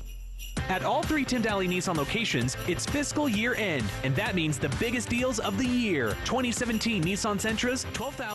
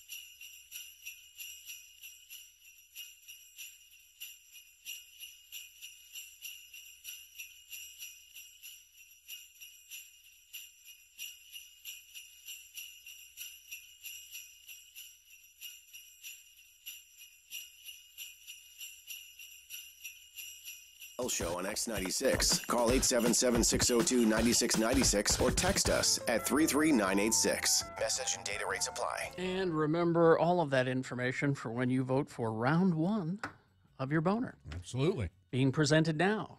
3 news stories that are examples of bad, stupid, or funny human behavior. And you'll decide with your vote which of these 3 is the worst. Which one deserves to go forward to Boehner fight and compete, possibly become Boehner of the day. If it wins here, it's just a 50-50 chance. It goes up against the winner of round 2. That's right, a 50-50 chance. Thank you, New Grant. Sorry. It happens at 8:20, round 2. And then Boehner fight, where Boehner of the day is decided, happens at 9:20. Every day. Thank you, New 9:20. Grant. 2 candidates now, then a third after the news. Once you've heard all 3, you'll vote. One of you lucky random Boehner voters will receive. I can't buy it. Gotta win it. Radio from Hell Boehner t-shirt courtesy of Excel Automotive Repair. Radio from Hell's official auto mechanics. Don't buy a lemon. Try Excel Automotive's $50 bumper-to-bumper used car checkover before you buy. Limit 2 cars per $50. Here's Boehner candidate number 1. Well, we didn't have a pillow, so I improvised. If you have your x96.com/live, you can have a look at this. Get a load of this. This happened in India. And after this case came to light, the medical college principal there, Sadhana Kushik, assured that strict action would be taken against those found guilty. What happened? Well, there was a patient who needed to have his leg amputated to prevent the spread of infection. And they did amputate the leg, and he needed some further work done, and they didn't have a pillow. So they used his leg to prop up his head. Yeah. Jeez. Oh, yeah. He's not using it as a leg right now, so he was given. No. So he was given. Oh my God. Immediate attendance. Then they said we need to prop up his head, and so we don't have a pillow, and so they took his severed leg and jeez, and used it to prop up his head. Ugh. But they've been assured that action will be taken on this case. Boehner candidate number 1. We didn't have a pillow, so I improvised. You might praise the surgeon for quick thinking. Boehner candidate number 2. This will be a simple one. It's a visual kind of. It's Mr. Hannity. There's a picture, a screenshot of Sean Hannity on Fox News in 2008. A much younger looking Sean Hannity saying about President Obama his willingness to meet with North Korea, because Obama had always said, well, if Kim Jong-un wants to have talks, I'd be open to talking to him. Okay. So Sean Hannity says, Obama's willingness to meet with North Korea is one of the most disgusting displays of Obama's lack of foreign policy expertise. Okay. Really? Switch to 2018. Hello? Sean Hannity saying of Donald Trump, his willingness to meet with North Korea is a huge foreign policy win for Trump. So why doesn't somebody take this and show it to Sean Hannity and say, what do you have to say about the, why doesn't anyone call him on that? They will. He'll have an answer. He'll figure out an answer. But what it is it shows his complete partisanship. Mm-hmm. And he is not a news person in any way. He would tell you that. Oh, he'll tell you, I'm not a news person. Yeah. But he would also, if you say, you're nothing but a mouthpiece for Donald Trump, he would take great offense to that. He would. That's all he is. That means it's a liberal. Mm-hmm. That's Boehner candidate number 2, Mr. Hannity. Well, it's a hostile liberal. Yeah. All right, hostile liberal. Yes. Coming up in a moment, Boehner candidate number 3. Wow, your driving exams are weird. All right. Boehner candidate number 3 for round 1 coming up after this here a big boy news and a Pinuendo brought to you by. Stop worrying about expensive repairs for your office printer. Run your business like the professionals do. Get a contract for superior service along with the highest quality printer from Valley Office Systems. Here's a gruesome story for you, Gina. Thank you. I don't know how these... you just wonder sometimes how this could happen. Now, crystal meth is being blamed for a young woman who gouged out her own eyes. Mm-hmm. You've seen it. Mm-hmm. You've seen the story. She's 20 years old, and she's really... They found her screaming outside of the South Main Chapel and Mercy Center in South Carolina. Parishioners ran out of the church and found her holding her eyeballs in her hands. Yep. Apparently, this is not an unusual thing to happen when you're on meth. Really? The eyeball thing specifically. Well, she says she thought she heard God calling on her to make a sacrifice. Mm-hmm. So I pushed my thumb, pointer, and middle finger into each eye, gripped each eyeball, twisted and pulled out each eye. It does say in the Bible, if thine eye offend thee, pluck it out. But it's astonishing, isn't it? Wow. That someone would do that. Now, do we blame God or do we blame crystal meth? I'm blaming crystal meth. Was she, in fact, on crystal meth? She says she was high on crystal meth. It took a team of police to calm her down before she was airlifted to a hospital. Doctors cleaned out what was left of her orbital sockets and said, she's not going to die, but she'll never see again. Yeah. Weird. And this is a really sad story. I saw it in the it was on Channel 2's website today, and it's been other places. A Utah mother of 6 had to have a rare quadruple amputation after she contracted a cold that eventually turned into pneumonia and then sepsis. Wow. This is according to her niece. Oh, there she is. 38-year-old Tiffany King, x96.com/live. You should see the pictures of her before. She's a lovely, vital woman. 38-year-old Tiffany King has ankylosing spondylitis, which is a rare form of arthritis. It affects the spine and the large joints in the body, and it's quite painful. So she was taking a drug called Humira. And Humira suppresses weakens the immune system. Yeah. It's pretty effective, apparently, for relieving some of the pain of that, but it suppresses the immune system. And she got a cold while taking it. That cold turned into a bacterial and viral pneumonia, which put her in the hospital for a month, and then she got sepsis. And sepsis is, I guess, blood infection. Blood infection, and it began destroying her body, and they had to start cutting parts of it off. Mm. It's amazing, and the story's amazing too. She comments, and it's amazing that she's she said, I just can't let this stop me. This is what happened, but I can't let it stop me. All right, let's move on to Donald Trump, of course, went to Pennsylvania on the weekend. Was it Saturday? I think he went there. Yep. To Moon Township, Pennsylvania. Yeah, Saturday night. Campaign rally. To support Republican State Senator Rick Saccone, who, by the way, has a really bad comb-over as well. Wrong. Now, there's a special congressional election there in Pennsylvania, and Donald Trump's speech ended up being about Donald Trump rather than the election. Well, it always is. In a speech lasting just over an hour, Trump's dictatorial tendencies, raging narcissism, and blatant bigotry were on full display. Unmentioned, however, were the encroaching special counsel investigation into possible collusion with Russia. Didn't talk about that. Didn't talk about shady hush money being paid to a porn star. Porn-tinged hush money, please. Porn-tinged hush money. Trump, in his speech, claimed credit for success of the Winter Olympics. Oh, it was all him. Yeah. Okay. Bragged incessantly about winning an election that happened 488 days ago. Yeah. Reminisced about how much money he made on a major television network during the run of his reality show, The Apprentice. Expressed his apparent love for women, and he also claimed to be the first politician in 40 years to use the term tax cuts. He's the first. I didn't hear that one. Yeah.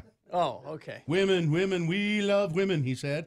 Yes, we know how much you love women. He clarified by saying that I won 52% of women's votes in the 2016 election. No. It's really not true.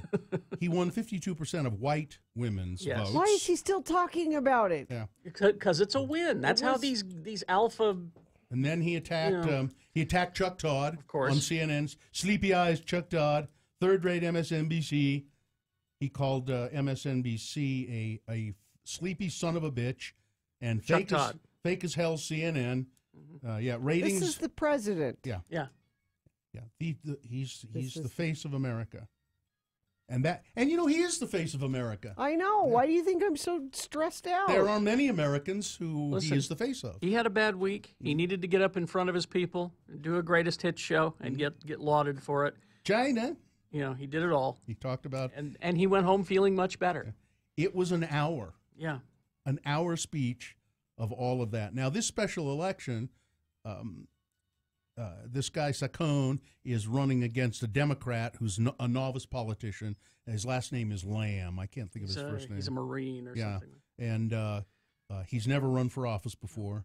Apparently, a very good guy, clean guy. Good guy. Now they're it's a tight race. They're having this special election because the guy who was in that office got into all these sex scandals and resigned. Yep. Yeah.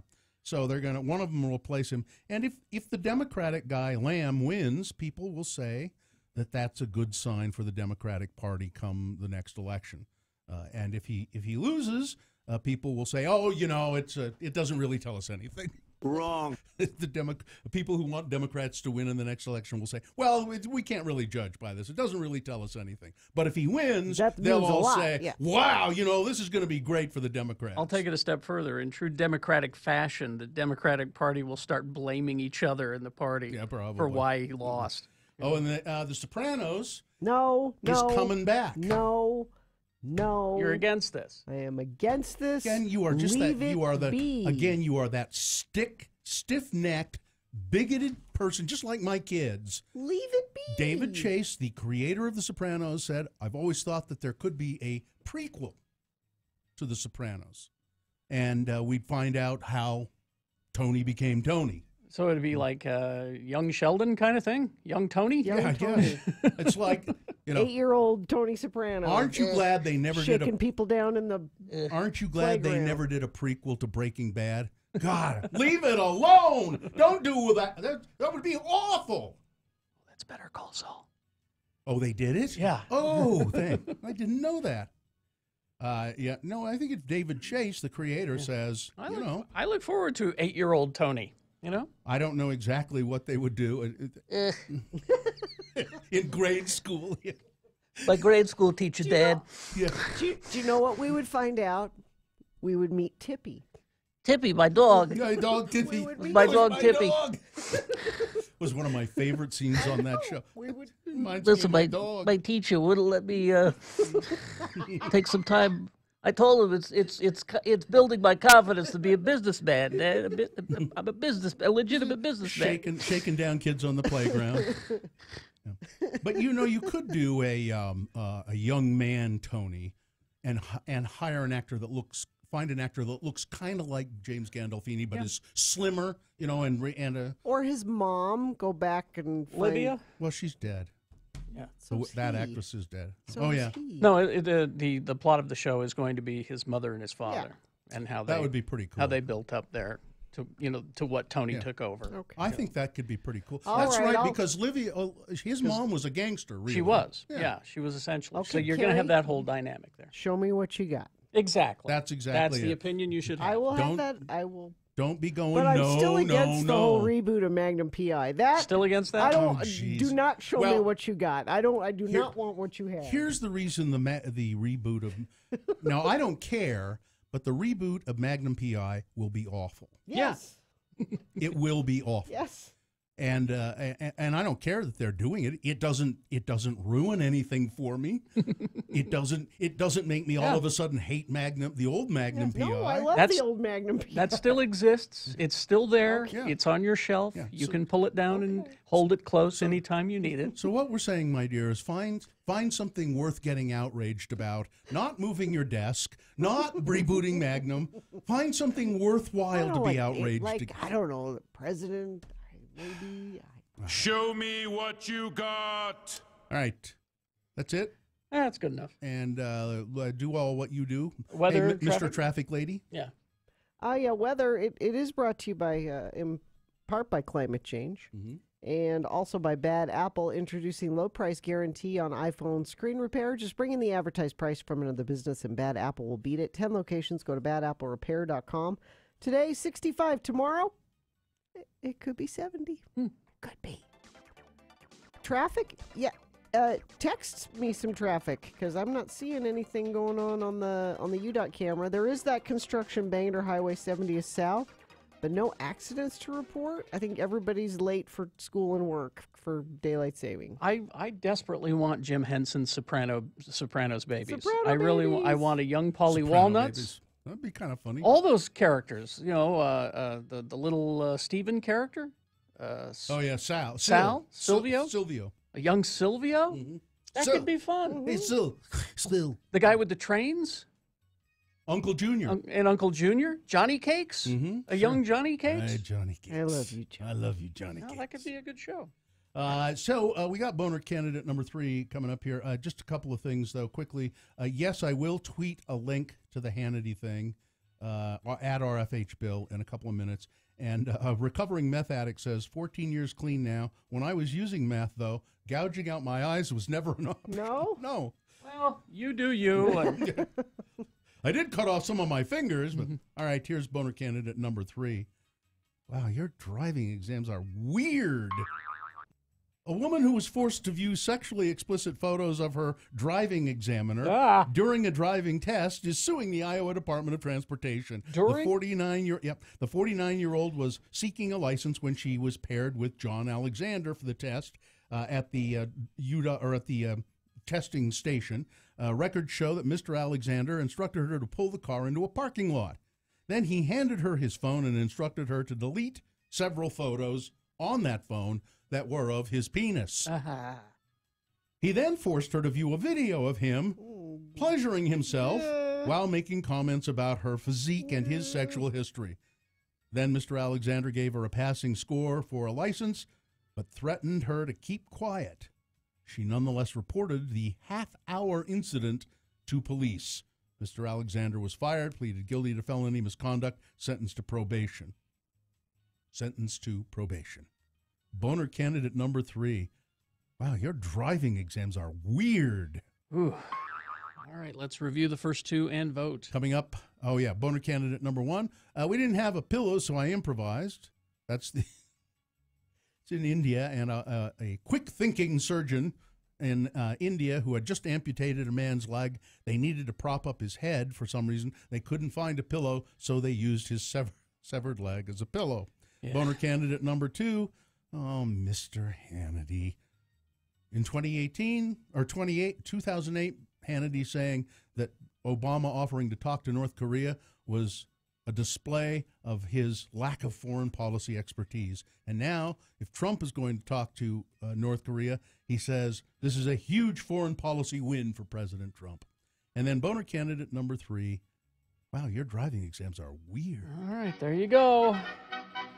You've got to decide which of these 3 is the worst, which one deserves to go forward to Boehner fight and possibly become Boehner of the Day. Remember, if it wins here, it's not Boehner of the Day.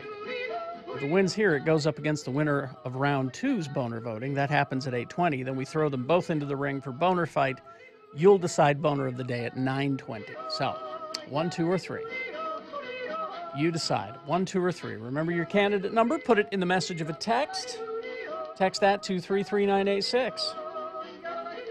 Or you can go to x96.com and look for the box that says Boehner voting March 12 and vote there. Or you can just call. Use your voice, 877-602-9696. Either way, you've got less than 4 minutes to do it, so let's go. Round 1.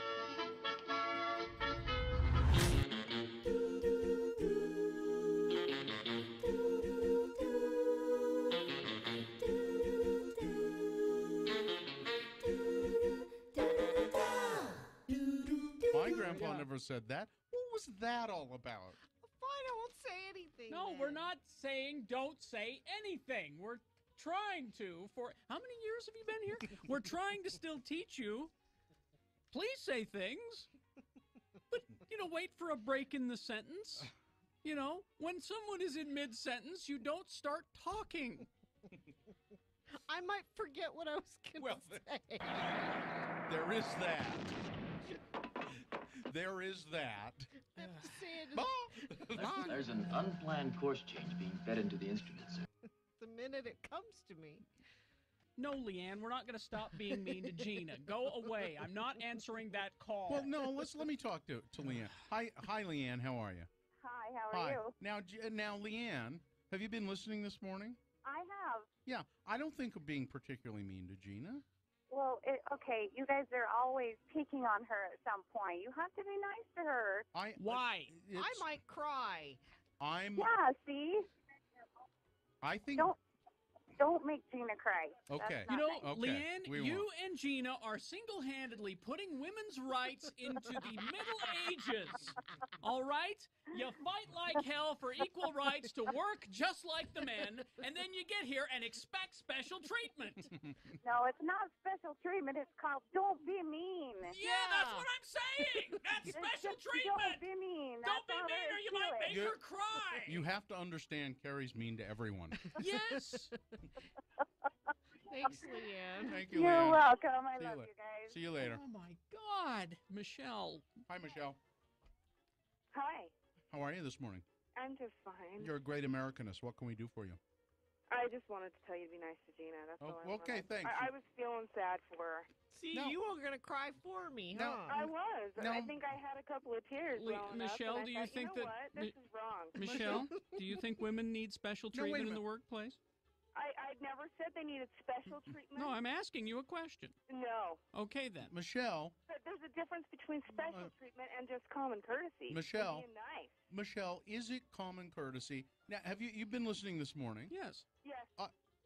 All I'm trying to do is get through this feature. Yeah. And Gina is saying, "Oh, that's what happened to the." How is that common courtesy? So you know what I did? I stopped and said, "Well, then tell us all about it." Apparently, You're it's being sarcastic. Apparently, and then you yelled at her a I minute didn't. later for like 5 minutes. You I guys didn't stop. You just all kept right. going. No, Michelle, I didn't yell. Michelle. And going. I didn't yell. Michelle. Right. Michelle. Is it common courtesy to interrupt someone when they're speaking? No, but she said she was sorry. But very she says sorry. she's sorry every day. But I'm really, really sorry. Oh, wait a minute. Michelle's right. Gina said she was said, sorry. I'm sorry, and you kept going, and you kept going, and I thought, that poor girl is either Again, gonna cry or Michelle, quit. you and Gina are setting back women's rights 30 or 40 years. I have to disagree with you. I think it's only 20. Just apologize, Michelle. Michelle, just tell Carrie you're sorry. You're wrong, and you know why? Why am Because I you're a wrong? woman. That's why, okay? But thanks for If trying. I were as smart as you guys, I'd know when.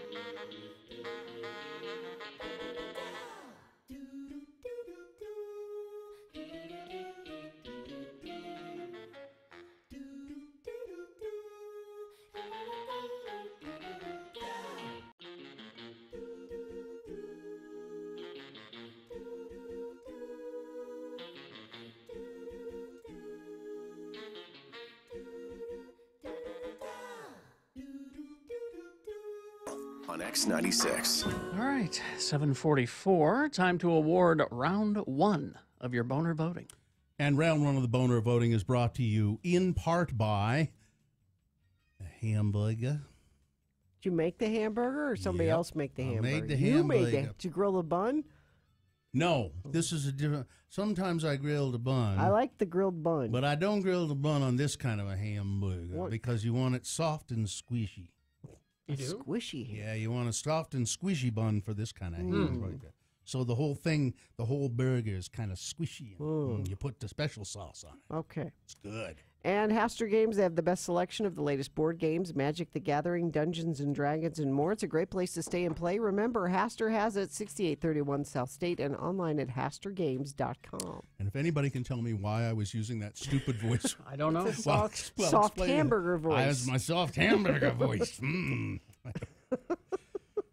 All right, so we had boner candidate number one. Well, I didn't have a pillow, so I improvised. It's a hospital in India, and they had just amputated a man's leg, and they needed to prop his head up. No pillow available. And the quick-thinking surgeon or one of his staff said, use the leg.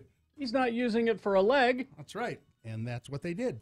A boner candidate number two, Mr. Hannity. And I did tweet this at RFH Bill.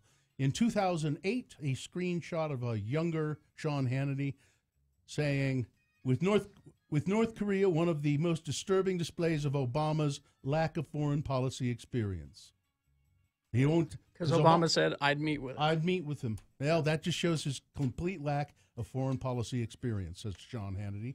And in 2018, he says this, that meaning Trump, his willingness to meet with North Korea is a huge foreign policy win. Okay. And boner candidate number three, wow, your driving exams are weird. So one woman who won a lawsuit against a guy, she sued the Department of Transportation in Iowa because her license test examiner made her pull over and view porn on his phone. Yep. Let's see. We had a winner of a boner T-shirt. It was Jordan. And the winner was pretty evenly spaced out between number two and number three, but finally winning boner candidate number three. Oh. Wow, your driving exams are weird. All right. That is your winner of round one. It is now qualified to become boner of the day. It has to defeat the winner of round two. What's that? We don't know yet, because at 8:20 is round two's boner voting. Then we'll know who the two candidates are. Then you can decide at 9:20 at Boner Fight who is boner of the day. We have a giveaway here. You want to do this now, or do you want to do it at the end of the break? We're supposed to do it here. Okay. 7:47 is the time. It's scheduled for this. All right. Okay. X96 welcomes Kevin Hart Irresponsible Tour to Vivint Smart Home Arena. This is Saturday, June 30th. Tickets are on sale at Ticketmaster.com. You can also go to x96.com and enter to win tickets there. Or right now you can text this keyword to 33986. The keyword is Hollywood. HOLLYWOOD. Hollywood. Text that to 33986. All right. So I don't know if you heard it when Donald Trump announced the tariffs on steel and aluminum. Mm-hmm. And there, of course, people are afraid there's going to be a trade war. Mm-hmm. But he did this when there were some steel workers and aluminum workers in the room. Yep. And he announced, this was on Thursday, that he would impose hefty tariffs on imported steel and aluminum to protect U.S. producers. And he talked about, he says, we're going to build our steel industry back, our aluminum industry back. Mm-hmm. Factories, steel plants have closed all over America. We're going to reopen them. We're going to see that industry rise again. And so I have bad news for people here in Utah, particularly people who lived in Vineyard. Vineyard is the place where years ago the Geneva steel plant stood. Oh, yeah. And now they have built hundreds of homes there where the old Geneva plant was. It's a whole new town. Mm-hmm. Vineyard, one of the newest of the towns currently booming in Utah County. There are 275 acres of planned residential homes of all sizes. Many of them are already built. It's a dynamic area, they say, with a good lived-in feel. But I'm sorry. I'm sorry to tell you people, it's time for you to start moving your stuff. They're going to bulldoze that whole thing and rebuild the Geneva steel plant. This is what progress is about. I think the notices will go out soon. You'll have 60 days to vacate your homes. Bill Allred said we have to leave her. Joe Cannon has said he and the Cannon family they're going to run the steel plant again. And it'll take them a while to rebuild it, but with this tariff, it's going to happen. Are there any vines in Vineyard? Is that Utah wine country? Yeah, it's the new wine country. This wine tastes like steel. I'm sure that soil is filled with it, and they did have to do a lot of cleaning that area up, but I'm sure. So we'll name it Vineyard, and people will forget it used to be a steel. It's funny that when Donald Trump talks about this, his factories are closed, hundreds of people, thousands of people put out of work. That's true. But then you see this vineyard development. This is what happens. This is whether you like it or not. It's progress of another sort. It's okay. That's done. That industry's done. So what do we do? That's evidence of some sort of progress in another direction. Well, the big booming thing in Utah County is not steel anymore. It's tech. It's the Silicon Slope. It's all about tech now. And it's, Adobe's building another huge facility. They're attaching it to the place they have right there now, and it's going to be at least that big, if not bigger. Now this says Vineyard was named after grape vineyards near the original town site. So there, where the steel mill was? Before there was steel. Yeah, before that. Before that, there was vineyards. Because that steel mill was there, 60 years or something like that. Yeah. So both my dad and my brother worked there. Oh, did they work at Geneva? Oh, yeah.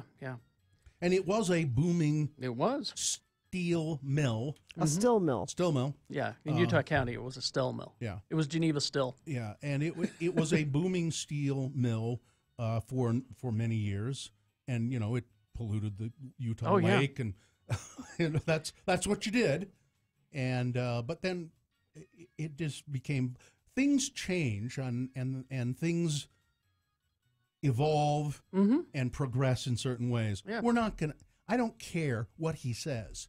They're not gonna. You are not gonna see steel mills reopening across the country. I mean, I heard a story on NPR over the weekend of a steel mill that reopened, and the people in the town were thrilled because they've been out of work for a year and a half. So some will. Yeah. Some will. But it's not going to be like the past. The past is the past. Things change, and you either find ways to progress or you just get left behind. When I worked at the Salt Lake Tribune, I was a librarian. I worked in the library. Yep. Here were my job duties. The actual newspaper would be sent to the library every day. And my boss would take scissors and cut out stories from the paper, and then I had to make manila folders with a label on it. And actually physically file this. That job is not. No. Don't need that job anymore. And people would call you on the phone, and you were they would say, "What? I need the score of the Jazz game last night." Because that was the only way they could get it, was calling.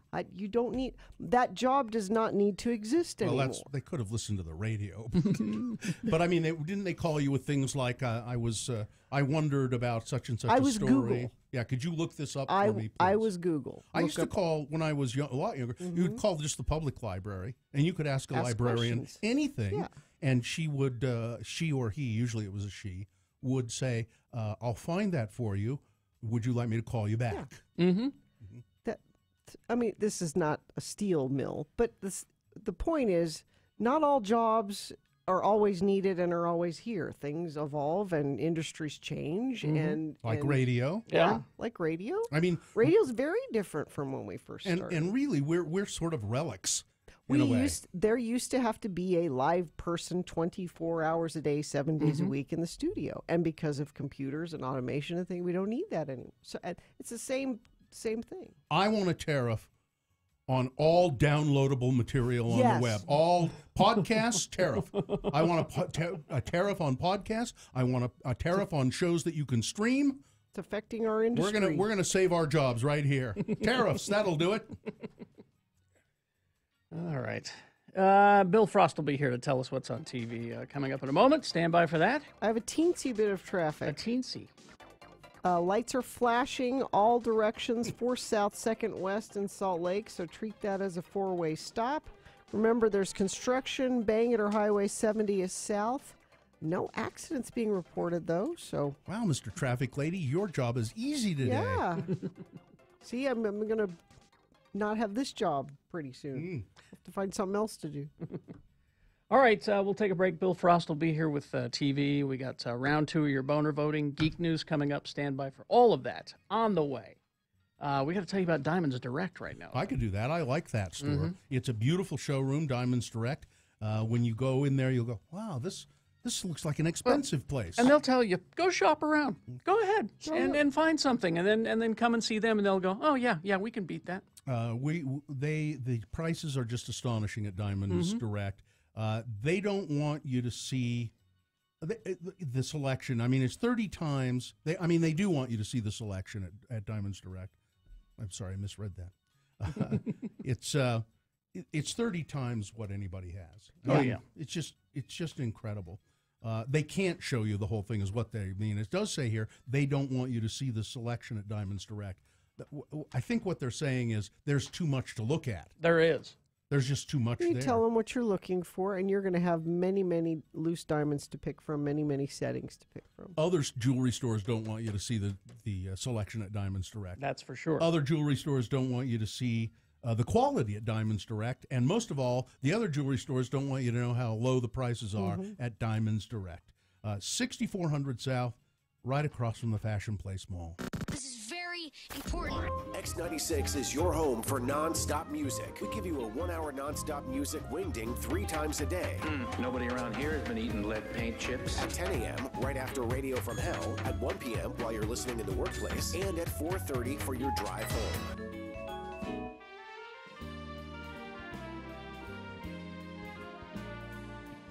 They cataloged 1,568 serials, released over 150 years, and then let people vote on which one is the best serial in history. In history. So not current serial, just... The greatest serials of all time. I know you feel strongly about that. I do. Over 500,000 people voted. This was a good list. Do you agree with the findings? I do. Okay. There's a top 50. Oh, no, there's a top 100. Top 100. Number 100 at the very bottom got 2,229 votes. I don't know as I've ever even heard of Vanilla Crunch. It no longer exists. Yeah, some of these are gone. It was a Captain Crunch line. Okay. And the mascot was a white whale. But it was delicious. It was just little vanilla balls. Sounds good. They were just delicious. So good. I remember the little white whale. Yeah. Now, do really yummy. Grins, Smiles, and Giggles and Laughs? Yes. That's 99. Never heard of it. It's a kind of a sugary corn-based cereal. It's shaped like Smiles. Okay. All right, the top 10. All right. Number 10. With 5,051 votes, Wheat Checks. Again, a good utility cereal. I like no Cocoa Puff. Yeah. Number 9, Puffa Puffa Rice. Again, regional. Yeah. They didn't poll me on this. Well, wait. You know, Gina, there's a reason people don't poll you. No one cares for your opinion. Well, so far this top 10 sucks. Number 8, and you've been urging me to get to it. I've been doing the entertaining part of the list. Now we get to the sucky part. Okay. I knew what I was doing. Number 8, Rice Crinkles. See I don't know that one either. Number 7, Concentrate? What's Concentrate? I have no idea. That one I've not heard of Is this that a one. British list? I don't No, recognize because Weetabix is not on the list. Number 6, Wheaties. Number 5, Captain Crunch. Number 4, Honey Nut Cheerios. Delicious. Number 3, a good cereal, Cinnamon Toast Crunch. Always good. You like that one. I like that one. Yeah. Number 2, they're great. Frosted Flakes. And number 1. The absolute correct answer. No, and I don't get this, but I know you love this cereal. Quisp. Quisp. I nearly wore my Quisp watch today because of that. A cereal that should come back, right? It shows up every now and then.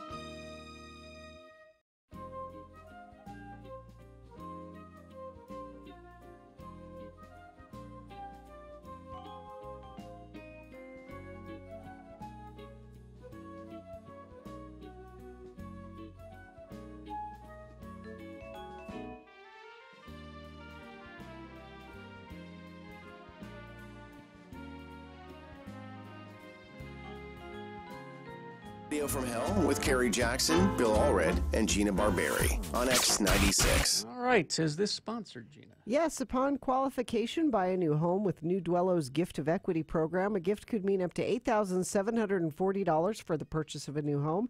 Text the word money to 62687. All right. Here he is, Bill Frost, TV. Now, what do you call yourself now? What do I call myself? Yeah. Bill Frost. Monsignor? I like that. Here's Monsignor Frost, who writes a religious column for Slug Magazine. Yes, that's it. Yeah. It's daily devotional. It's called. And Bill, what is your column called? It's called Content Shifter. It's a monthly thing on slugbag.com. Right. This month is all about shows. If you like Buffy the Vampire Slayer, here's 8 more. Mm-hmm. Okay. You should check out if you're missing Buffy. And they're all streaming. Bill is also the host of a podcast called TV Tan. Yeah. And, you got some music there, too, Magda Vega. Yeah, got some music there, and it's all at billfrost.tv. You can find everything there. All right. And he's going to talk about what's coming up on TV this week. I don't know if I trust Bill Frost because he completely ignored American Idol. No, he was right to do that. I think it was a mental block because I didn't realize until this weekend, oh, yeah, that's back on. And then I realized, oh, yeah, Roseanne's coming back, too. These are 2 shows I do not want back. No, I don't. Now, if this person that I don't think you call a colleague is to be believed, Scott Pierce. Well, no, because we don't work anywhere near the same place. He wrote, but you're in the collegial realm of TV critics. Oh, you mean like all how radio people love each other too? Yeah, yeah, exactly. Good point. So anyway, if he's to be believed, nobody cares about American Idol. At least we finally agree on something. When they had auditions here. For the first American Idol, it was like a zoo. It was a big deal, yeah. And he said less than 1,000 people showed up for auditions this time. We finally agree on something. Okay. But I think it continues tonight. Part 2 of whatever is going on with that. I don't know, those pictures of Ryan Seacrest with Katy Perry and Lionel Richie and some guy I have no idea Luke who he Bryan. is. I have no idea who He's that a is. country guy. I have no idea who that I've guy just is. told you who he I is. don't care. I don't know who he is. They should have brought back Brian Dunkelman to co-host. Yeah. And there's a picture of Ryan Seacrest with all of them, and none of them look happy. None of us want to be here. We're just cashing the check. Yeah, exactly. I don't think Lionel Richie can look anyway. He's had so much plastic surgery. Can't blink. He has no expression. Anyway. Tonight on the Lifetime. Last year, a little Canadian import called Mary Kills People premiered in America on Lifetime. Was it a series? It's a series starring Caroline Davarnars. I never can pronounce her name. You might remember her from Hannibal and Wonder Falls way back when. What did she do in Hannibal? I can't remember now. I'd have to rewatch Hannibal. All right. But anyway, it's sort of a Dexter-esque story of a nurse who takes on side jobs of taking people out of their misery. An angel of mercy. Please kill me. Okay. Yeah, and all the trouble she gets into following this extracurricular line of work. And it's called what again? Mary Kills People. Mary kind of Kills explains People. it right there in the title. I like titles that tell you what they do in the show. The Let's Go Eat Show. Yeah, just like that. You don't always eat, though, on the Let's Go Eat Most show. Most Now most I'm of the really time we do. confused. Most of the time we Do you kill people?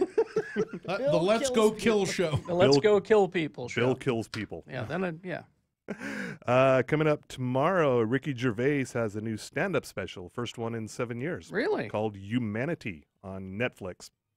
And when's that? That is tomorrow. Oh, okay. Not your usual Friday drop. Oh, but they do the comedies on Tuesday. all the That's right. comedies. Eventually, if you're a stand-up comedian out there, your turn is coming because they're giving them to everyone because they're going to do this every Tuesday for eternity. Okay. Stand by. I'm ready. And also a new, like we needed this, a new legal drama from Shondaland called For the People on Who's in ABC. it? Who's in it? The only name I recognize here is Hope Davis. Okay. Yeah. Oh, she's really good. Yeah, her and a whole lot of young, pretty people. Okay. And it's basically how to get away with murder, but in a different show with federal lawyers. Federal. Oh, okay. Yeah. I always thought because they're lawyers in that show. I always thought that Hope Davis should be a bigger star than yeah. she is. She's done movies and she'll have these kind of small pivotal roles in movies and stuff. She's just great. Bill's very disappointed in you, Hope Davis, that Tweet you're her. not more famous. Tweet at her. I think it's not her fault. Get to work on being famous. It's the industry. Be more famous. Be more famous. Also, tomorrow night, the premiere of a new series called Rise on NBC. This is from people behind Friday Night Lights and Hamilton. Wow. It's musical. It's about a uninspired teacher, Josh. What was this guy? Josh Radnor. You might remember him from How I Met Your Mother. Okay. No. Yeah, we interviewed him at Sundance. I don't know him. Yeah, he's an English teacher, but you know what? I want to help revive this school's musical theater department. Is Luke Bryan in it? I'm going to inspire people. So I've seen this show. Yes, you have. This was a show. Yes. It's called Glee. Glee. Yeah, I saw this show. Yeah, but this is more. It's got more. Is Mr. Shu there? Yeah, I was going to say because that's Is he the the Mr. principal Shu. now? That's the Mr. Shu character. There. Yeah, well, this show has a message, and that message is Well, we should all be singing and dancing or something. That was Glee's That was message. Glee. Yeah. All right. Is there a wheelchair kid? There better be. Played by Luke Bryan? Also, Rosie Perez is in here. Oh. She's the principal. She's the high-pitched principal. I like Rosie Perez. That's actually the name of her character, high-pitched principal. I like it. Going all the way to Saturday, Bill Hader returning to host Saturday Night Live. That'll be interesting. Okay. I know he's got something coming out. He's got a TV series, HBO series. Yeah, okay. Yeah. And Arcade Fire is your musical guest. You might Ooh, I remember like them. Yeah. Love them. They're an alternative combo. Combo. I can't think of the name. I think we of should bring that phrase back Yeah, for let's do that. bands. I like combo. Combo, yeah. Yeah. I can't think of what the name of their current song is, but I really, really like it. And coming up on Sunday, I'm kind of interested in this only because it stars Alan Cumming. Okay. A new drama, crime drama, Instinct.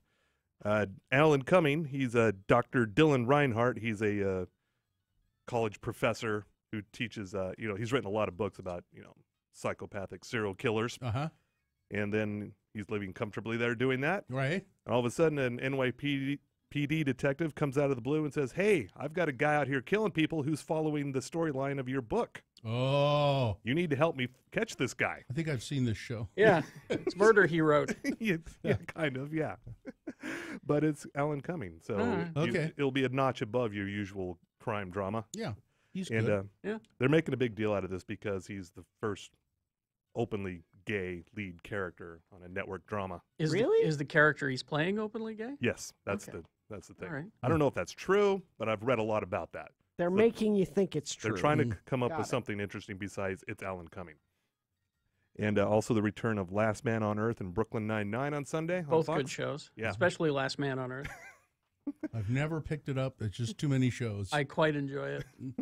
You just really, literally never know from week to week what's going to happen next. Oh, no. They'll throw you every time. It's always weird. How come they keep calling it Last Man on Earth? It turns out he's not. Yeah, there's all kinds of other people. There's all there. kinds of people.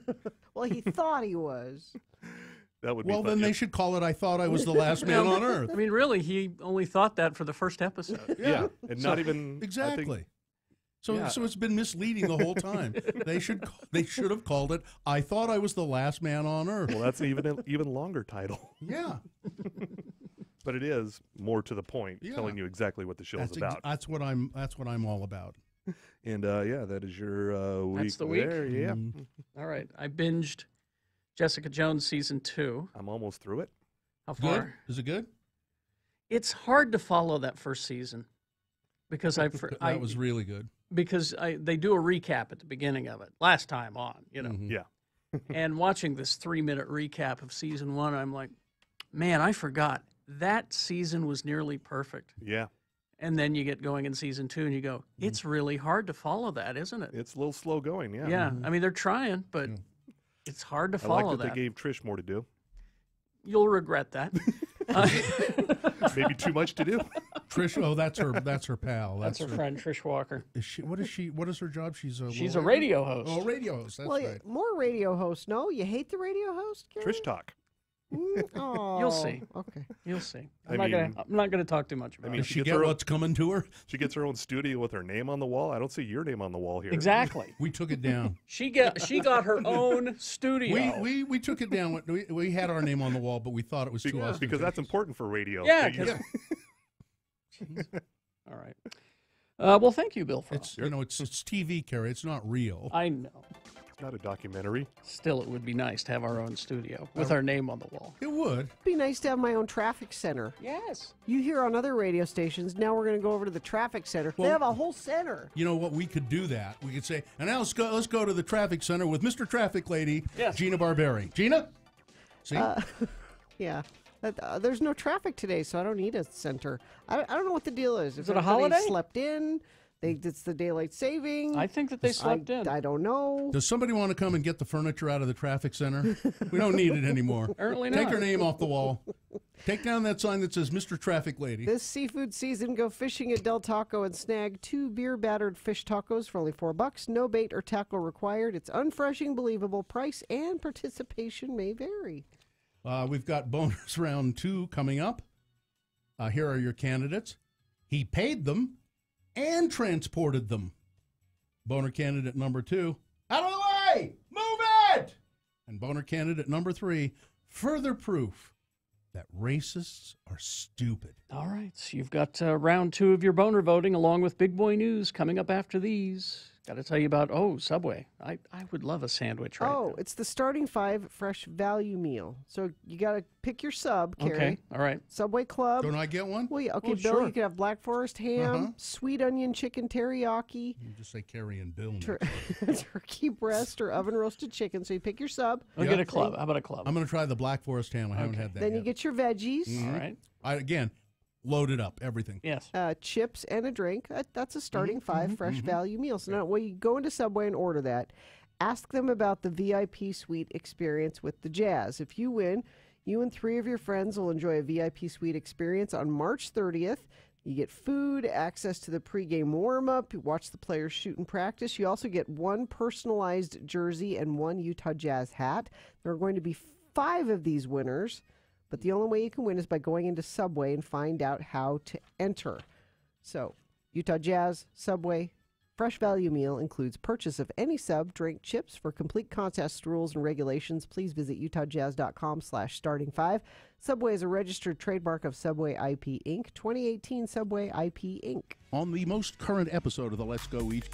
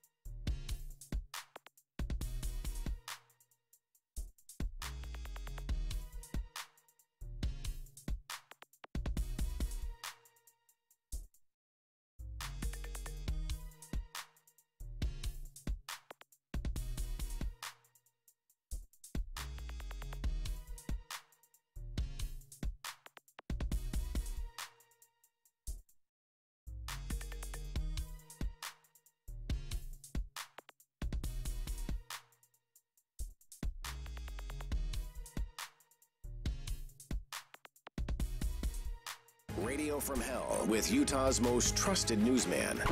Trusted? I don't know. Bill Allred on X96. 'Cause that guy sounds like a cow when he goes, I don't know. I don't like him. Well, I can't say specifically. What? It's being addressed.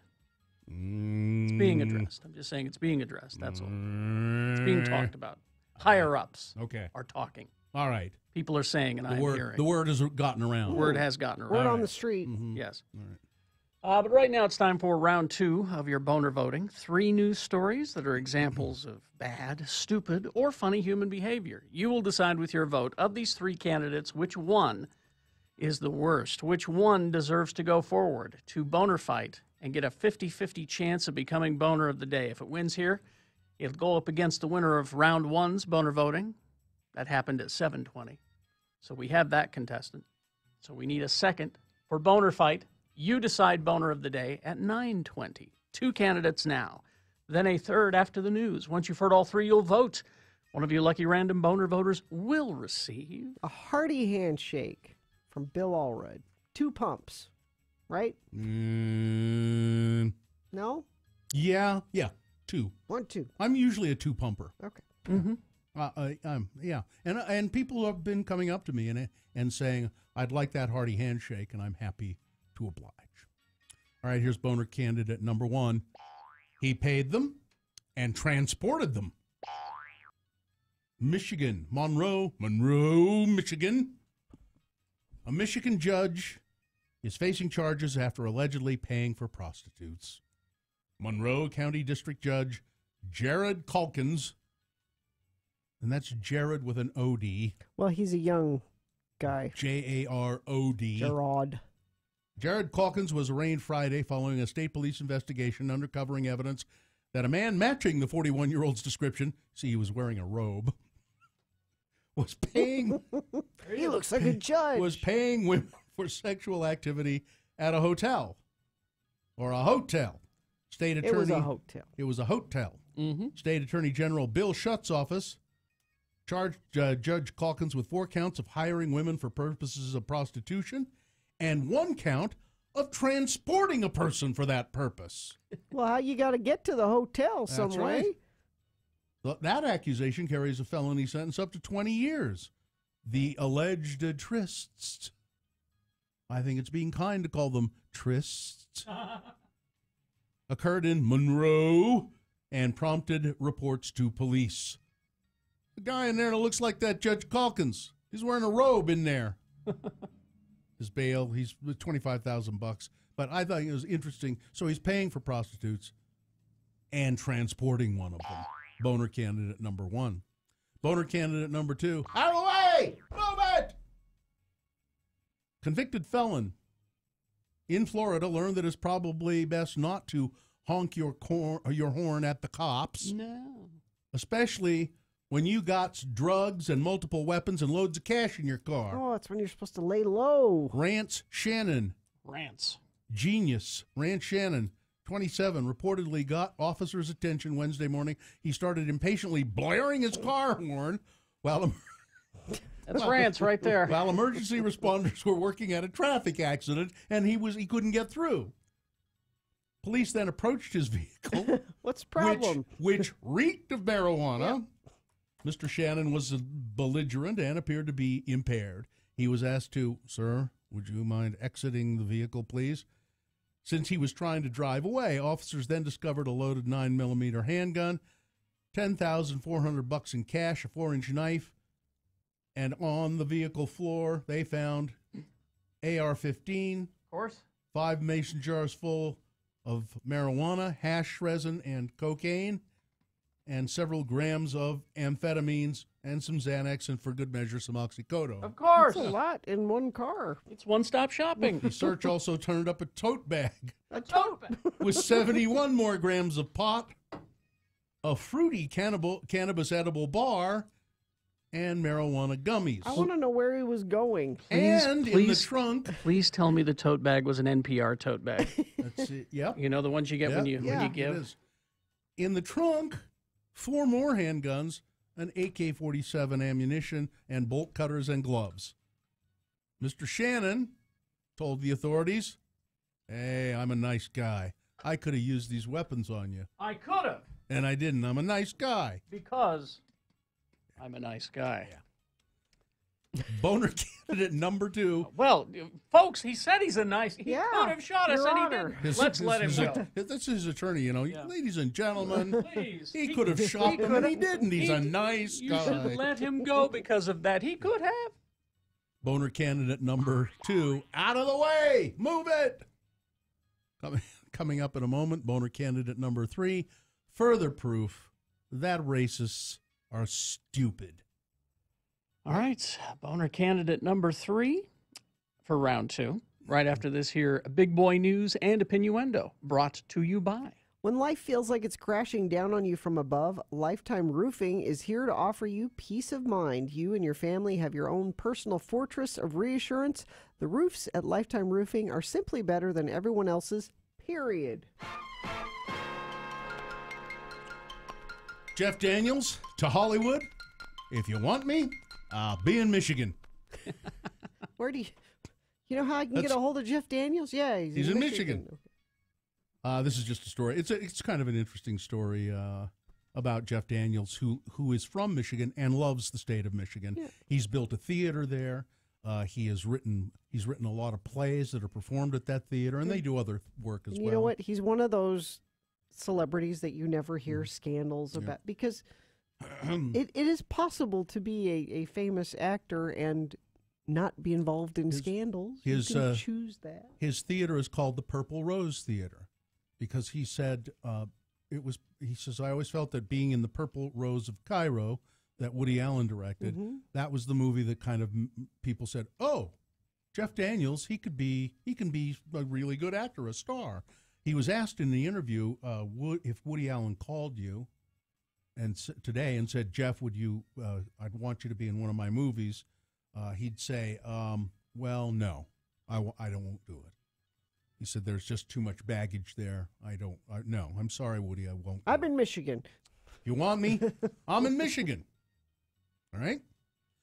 He's always good, Jeff Daniels. Dumb and Dumber, he's my favorite in Dumb and Dumber. I just loved him in Newsroom. Yeah. I miss that show. Yeah.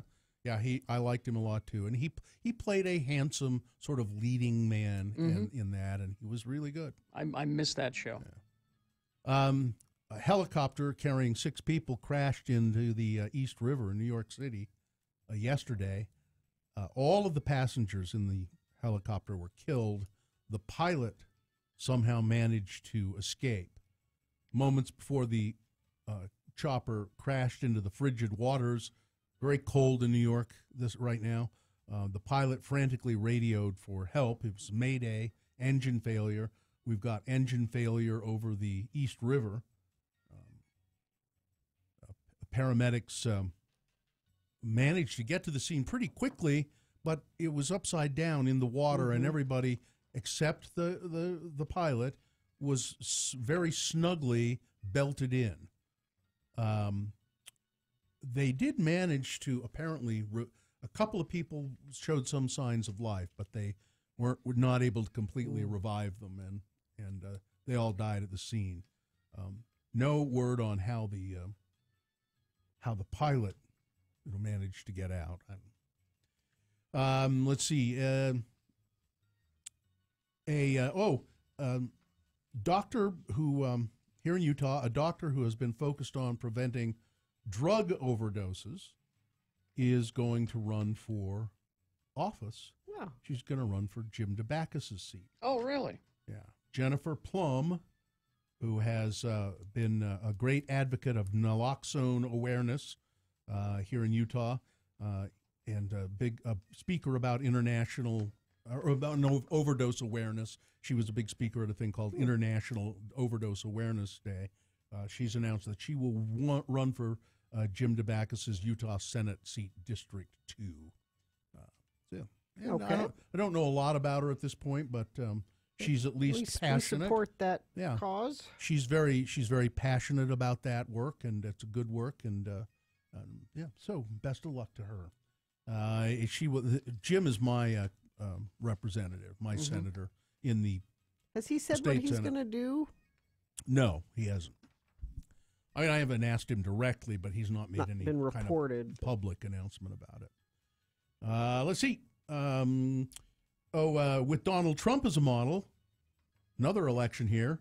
Our old friend Dennis Hoff, brothel owner in Nevada, is Moonlight Bunny Ranch. yeah. He owns. I think he owns almost all of them now.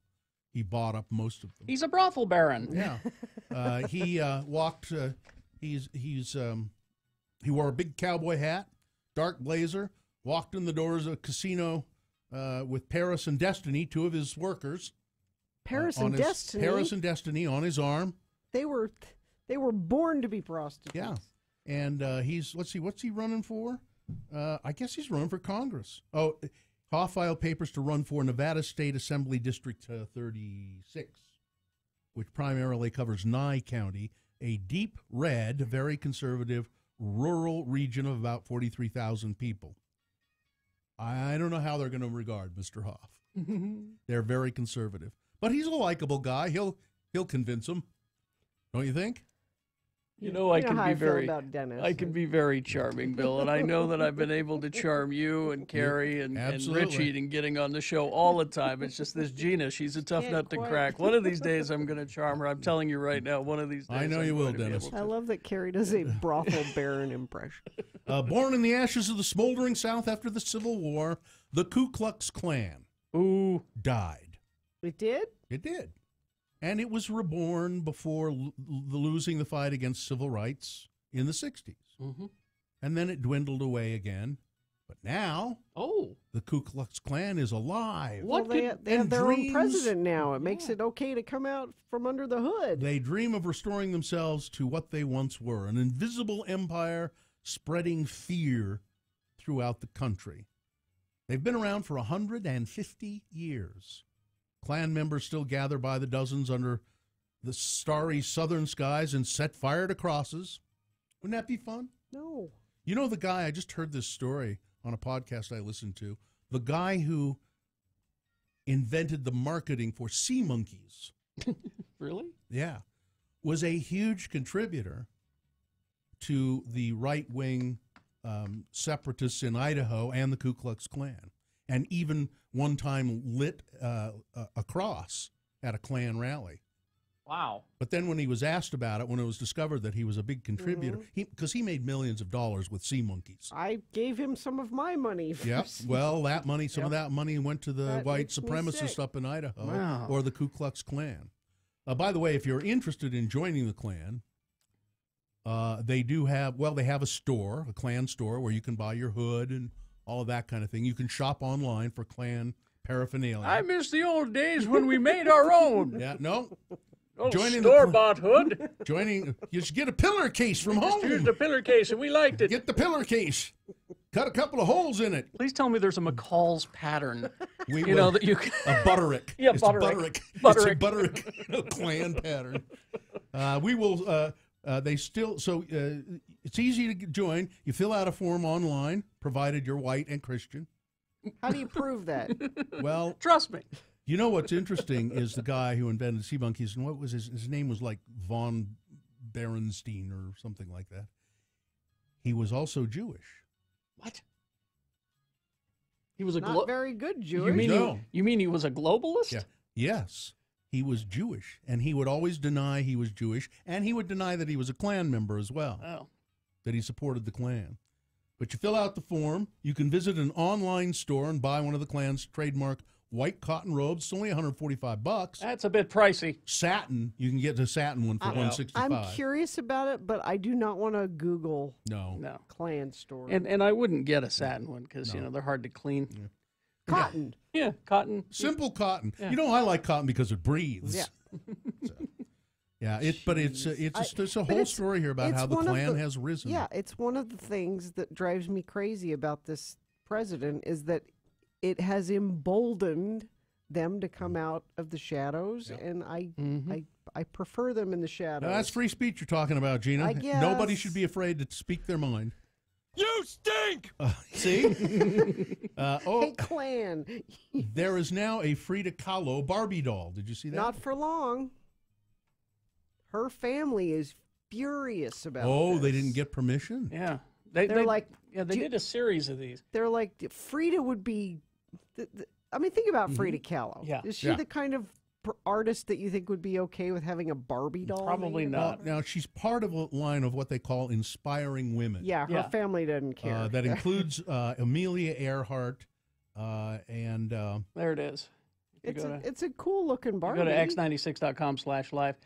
It's interesting how the face is different. It's not a traditional Barbie face. It looks an awful lot like her. It says one family member took great exception to Mattel's depiction, which eliminated her signature unibrow. Yeah. Because she really did have and she grew it in proudly, just one big eyebrow.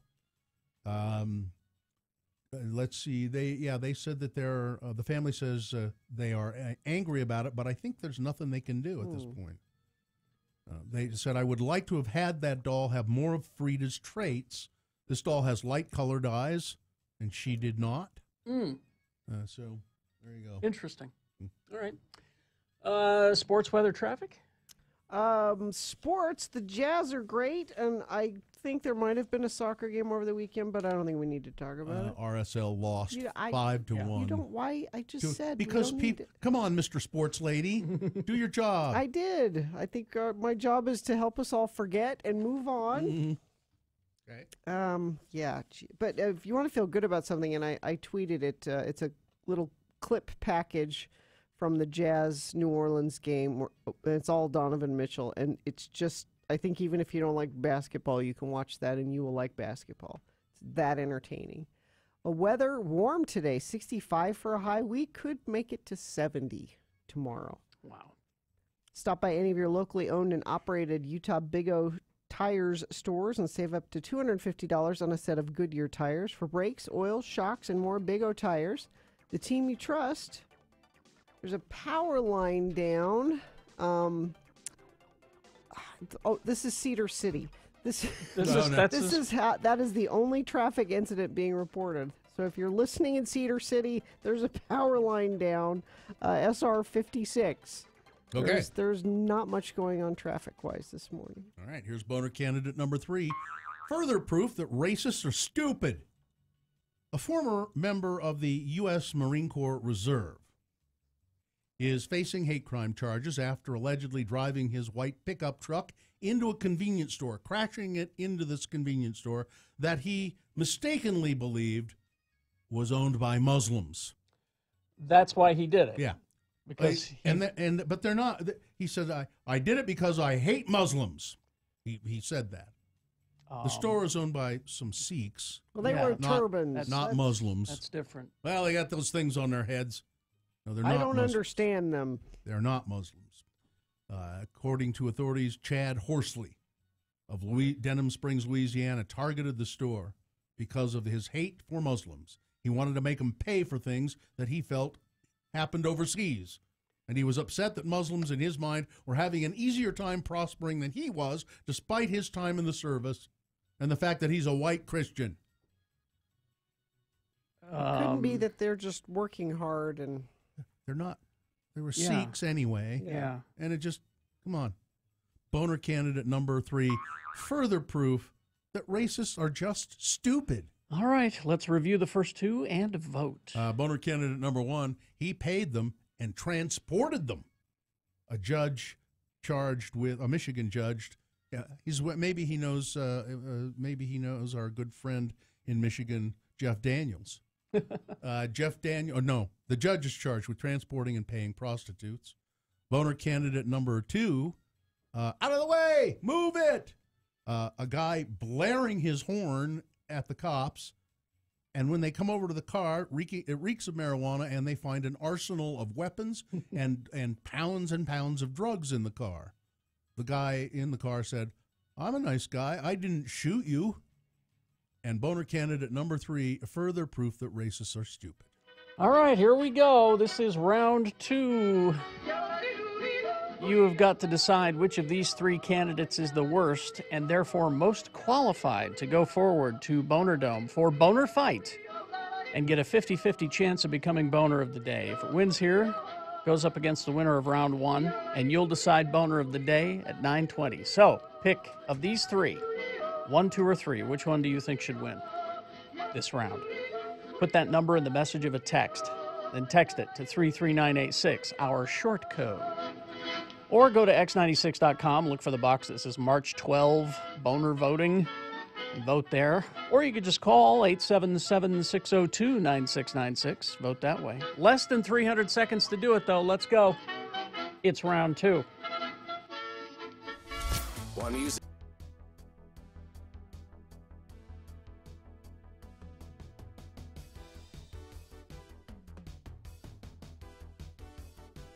Somebody sent a picture, tweeted a picture of, I was talking earlier about my strange gum obsession when I was a little kid. Mm-hmm. And I liked to get under the tables at restaurants, and I would take gum from under the table, already chewed gum, and I would chew it. And I also liked the way the gum looked underneath the table, the restaurant table. It was pretty. It was kind of like a abstract art.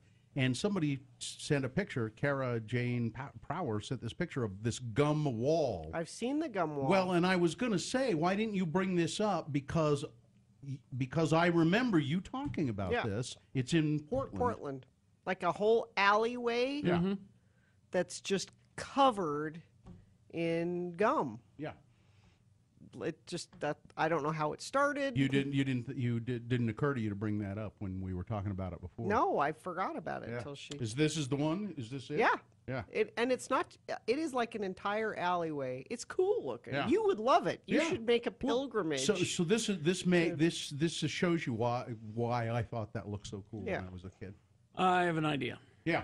We get a picture frame, no picture, and we set it up somewhere, and every morning you put your gum there. Well, it's just the same kind of gum all the time. Then there's the challenge. You'll have to switch up gums. I'm sorry, it's Seattle. It's not Seattle. Portland. Seattle? It's Seattle. Okay. Let's maybe we should have a gum. I think this is a good idea. Let's have a gum picture frame in here and invite guests when they come here if they're chewing gum, or let's just say anytime Richie invites a guest to come to the studio, say, and we'd like you to be chewing gum to add to our gum frame. Yeah. And we'll make a piece of gum art. Yeah, but then are you going to be tempted to? No, I'm over that. I'm over that obsession where you won't try to pull the gum off and eat it. No. But I think it'd be nice to have a piece of gum art. What color of gum is this? Not even aware. It's blue. Okay, so my contributions would be blue. Well, does it stay blue after you're done chewing it? Yeah. Okay. What kind of gum is it? Orbit? You like the Orbit. That 5 gum? Oh, 5. No, I only bought Orbit because it was at Costco. Yeah, that's why. And now they carry the 5 gum. I chew the Orbit that I get it at Costco. And this is cobalt flavored. I have no idea what that is. What does a cobalt taste like? Minty. See, there's the gum I was chewing. That's earlier. kind of green, but pale, not really. pale green. Yeah. Pale green. Smells so good. All right, there you go. Gum fetishist. So is there some? You're kind of handy, Carrie. Maybe you could make the frame. I'm busy. Carrie's redoing his house. I'm busy with the basement thing.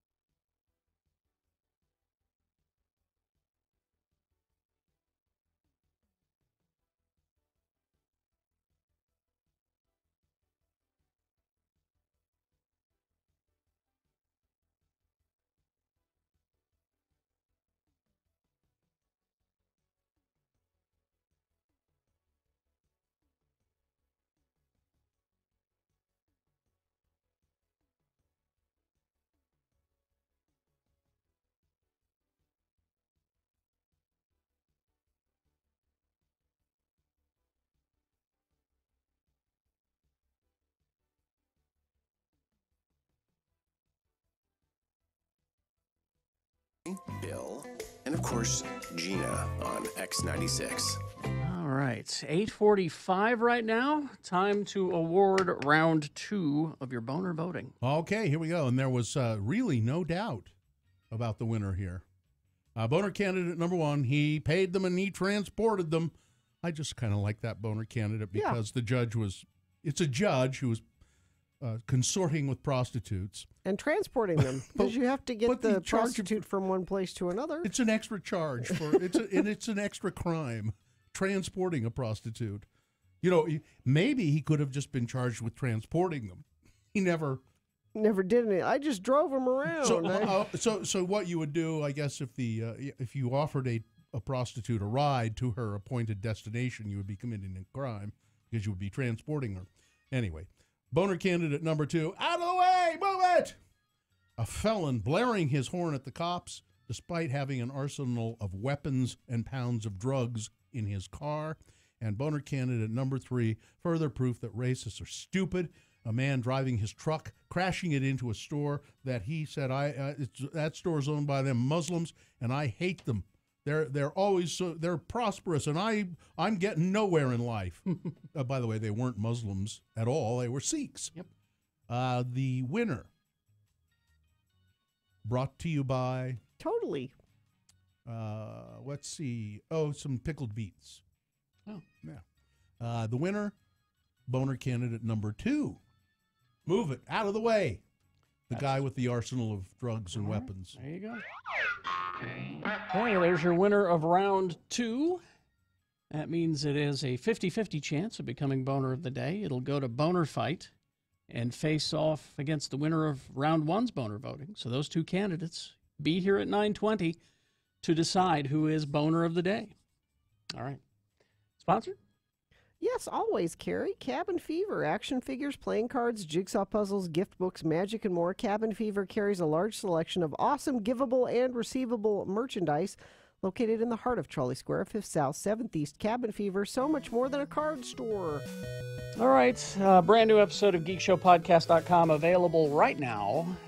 The name of it is Burnout Paradise. Okay. Okay. Good. That's available right now. South by Southwest happened this weekend. Mm-hmm. Oh, it did? Yes, and I was looking at some stuff because they were going to show some previews of Westworld and things like that, and I have not been able to find any of that stuff, but they did do a secret screening of Ready Player One. Oh, I saw Steven Spielberg? Oh, I'm thinking of something else. I'm sorry. It's a Steven Spielberg movie. Yeah, it's based on the book. The single shooter game. And it's apparently they've changed things a lot from the book, but that's a good thing, apparently. According to people who saw it, a lot of great talk. These are all professional geeks, though, keep in mind. They're not just your average film goer. Let's see. We got Ready Player One feels like Spielberg watched a ton of Luc Besson movies and decided to outdo them. In terms of pure spectacle, it's the most astonishing thing he's done. Really? Yeah. Let's see. I loved Ready Player One. It's perhaps the geekiest movie ever made. Ready Player One. So much movie. Sometimes too much. But what I kept thinking over and over again was my kids are going to love this. It is joyous and thrilling for the people who it's designed for. It will joy and thrill them. It sounds like it's going to make me tired. Gina, what doesn't make you tired? I mean, come on. Yeah. Really? That's so? What's news there? Oh, now I got to look over there. What's news there? So there's that. Just get out of Marvel's way is all I can say about this. Black Panther joins the $1 billion club. Billion. B. And it hasn't even been out a month yet. It has been out for about 26 days. Wrinkle in Time didn't make a dent in it. No, it's still #1 at the box office. It hit the $1 billion mark at the global box office, becoming the 33rd film to join that club and the 16th Disney title to do so, not adjusted for inflation. Let's see. Black Panther is the 7th superhero film to bound past $1 billion in worldwide ticket sales, including the 5th title in the 5th one for Marvel to do that. In North America, it's standing even more impressive. Black Panther is ranked as the #2 superhero film of all time behind the Avengers. Really? It has now outdone The Dark Knight in this short amount of time. And it's just going to keep. It's just going to keep going. It was overseas. It's going to jump the $500 million mark. It did over the weekend.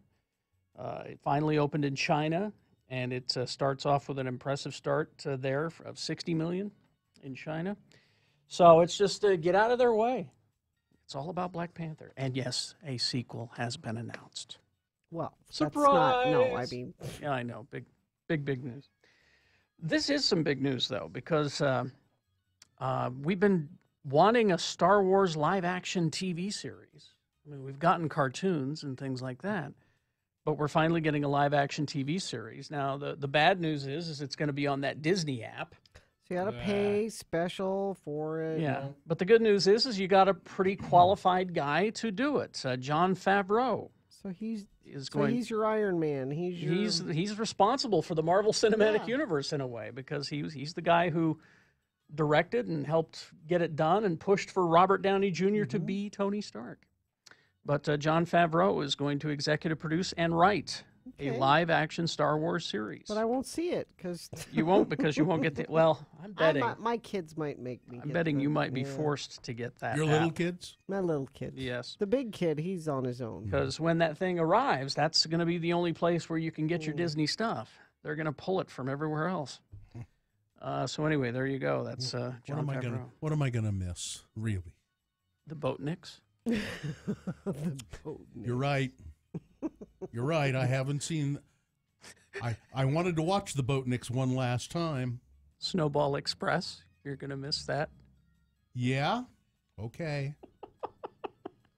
And 101 Dalmatians. Gus, the field goal kicking mule. That's my favorite. That's a Disney, yeah. Yeah, because there's no rule about a mule. It doesn't say that a mule can't play football. Say that. Song of the South. Oh wait. No, you won't. No, you won't. At all. I'm missing that at all. No.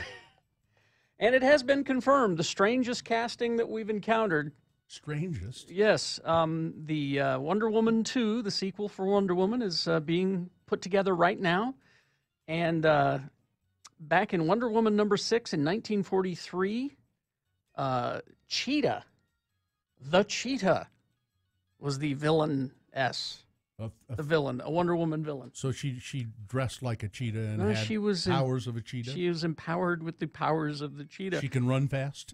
Yeah, I guess. And bring down prey? Mm-hmm. I gotta explore this character. I gotta do some research on it and find out more about it, because Kristen Wiig has been cast. Okay. As the cheetah. Well, I there have been rumors that she does eat pronghorn antelopes. You've heard that? There's a rumor I've heard around. Just a rumor that she brought down a zebra once. Yeah, I've heard that. She brought down a zebra. I've heard that. Let's see. You know that Pokemon Go game? Mm-hmm. Yeah, people still doing that? Not so much. Yeah. But imagine that game. That sort of the whole situation. Okay. And instead of Pokemons, it's dinosaurs. Okay. And it's Jurassic Park. All right. So that's what you're getting. It's called Jurassic World Alive, a mobile location-based augmented reality game. It's basically Pokemon Go, but with dinosaurs. Wonderful. So, there's a dinosaur right here. I got my dinosaur. Oh, there's a Stegosaurus on State Street. Yeah. Collect them all. Yeah, so that's... Are they going to look big? Because, like, the Pokemons are little... It'll do that. All right. Yeah. So, but just, like I said, it's Pokemon Go, but with dinosaurs. You know, I had in the background going on just while I've been listening to Geek News, the trailer for Ready Player One. Mm-hmm. Gina's right. You're it's tired. It's going to make you tired. What I saw was like, it's just so much going on. Yeah. It's like you're going, what? It's going to be one of those where you need multiple viewings so you can catch everything in it. You know. And it looks like it's purposely designed for IMAX and 3D. Yeah, I'm sure. People are asking about the Jurassic Park game. It'll be released on June 22nd and be available on the App Store and Google Play. Now, I don't remember how do they make money from you on this? Do you just have to buy the app? You get the game and the app for free. You get the app for free, and then where but does then the charges? There's the in-game purchases. So if you want a better chance at, you want more Pokeballs to catch Pokemon with Gotcha. that cost you, things like that. So I need more big nets for dinosaurs. more big nets for your dinosaurs. It'll cost you. So there you go. All right, Mr. Traffic Lady. Is it a holiday? That's what I was asking. Is there something that did somebody forget to tell us that we're not supposed to be here today? Or? I think that the traffic people's alarm didn't go off. That may be. There's nothing being reported. Let me look at the message stream quickly because I always tell you to let me know 33986. There's nothing there either. I think everybody stayed home. All right, that's fine. Okay, we got Boehner fight coming up. Stand by. And do we have things to give away? Well, we'll find out. Hang on. First, ranlife.com. The Rand Life Civil Service Grant is a thank you to the community from the good folks at Rand Life. Oh, no.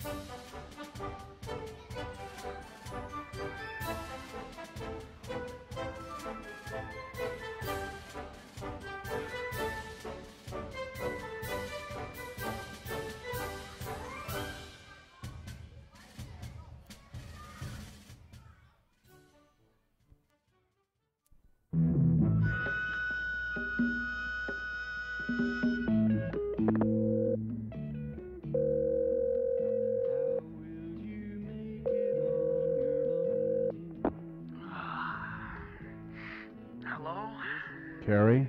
Yeah. It's Bill. I don't think I can make it into work this morning. Bill, it's 2 a.m. What the hell's the problem? Wait a minute. You're not staying up all night watching Mary Tyler Moore on Nick at Night again, are you? Yeah. Mayor has such a great job. She works with such fun people. I just can't make it in to do the show today unless... Unless what? Well, if you call me right back, I could probably make it in. Fine. I'll call you right back. Hello. Mary, this Lou Grant. Oh, Mr. Grant. Mr. Grant, it's 2 o'clock in the morning. I know what time it is, Mary. I looked at the clock the minute I ran out of scotch. Mary, I need you to do something for me for this morning's production meeting. Really, Mr. Grant? Anything. I need you to come in early and make coffee for the TV station brass. Coffee, Mr. Grant. And I need you to sharpen up a bunch of pencils, too. Mr. Grant, And I want you to present your idea for that WJM News Magazine show that you want to do. I on Minneapolis? Really, Mr. Grant? Really, Mary? And I'm going to tell the station owner that Mary Richards is the best associate news producer I've ever worked with. Oh, Mr. Grant. So I'll see you at the station bright and early, Mary? Yes. Good night, Mary. Goodbye, Mr. Grant. Who was that, Bill? There is no Bill. There's only Mary. I'm sorry I woke you, Ted. Oh, God. That's all right, Mary. Same here. I was thinking about that Eye on Minneapolis show that I'm going to anchor. Why couldn't we call it Ted Baxter's Eye on Minneapolis? Ted, I don't think Mr. Grant would approve that. I'll just beg him until he gives in. I'll just go, oh, come on, Lou. Please, please, Lou. Please.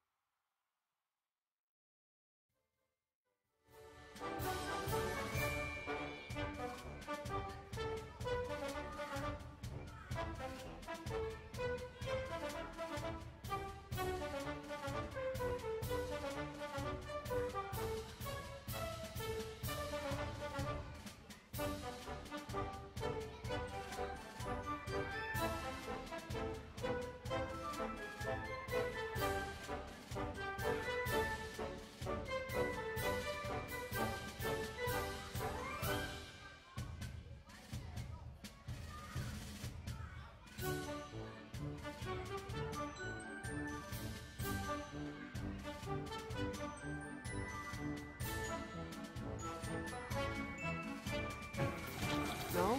I wish. There you go. Thanks. It's on this day in 1991, R.E.M. released their 7th studio album, Out of Time. And that song was the first track.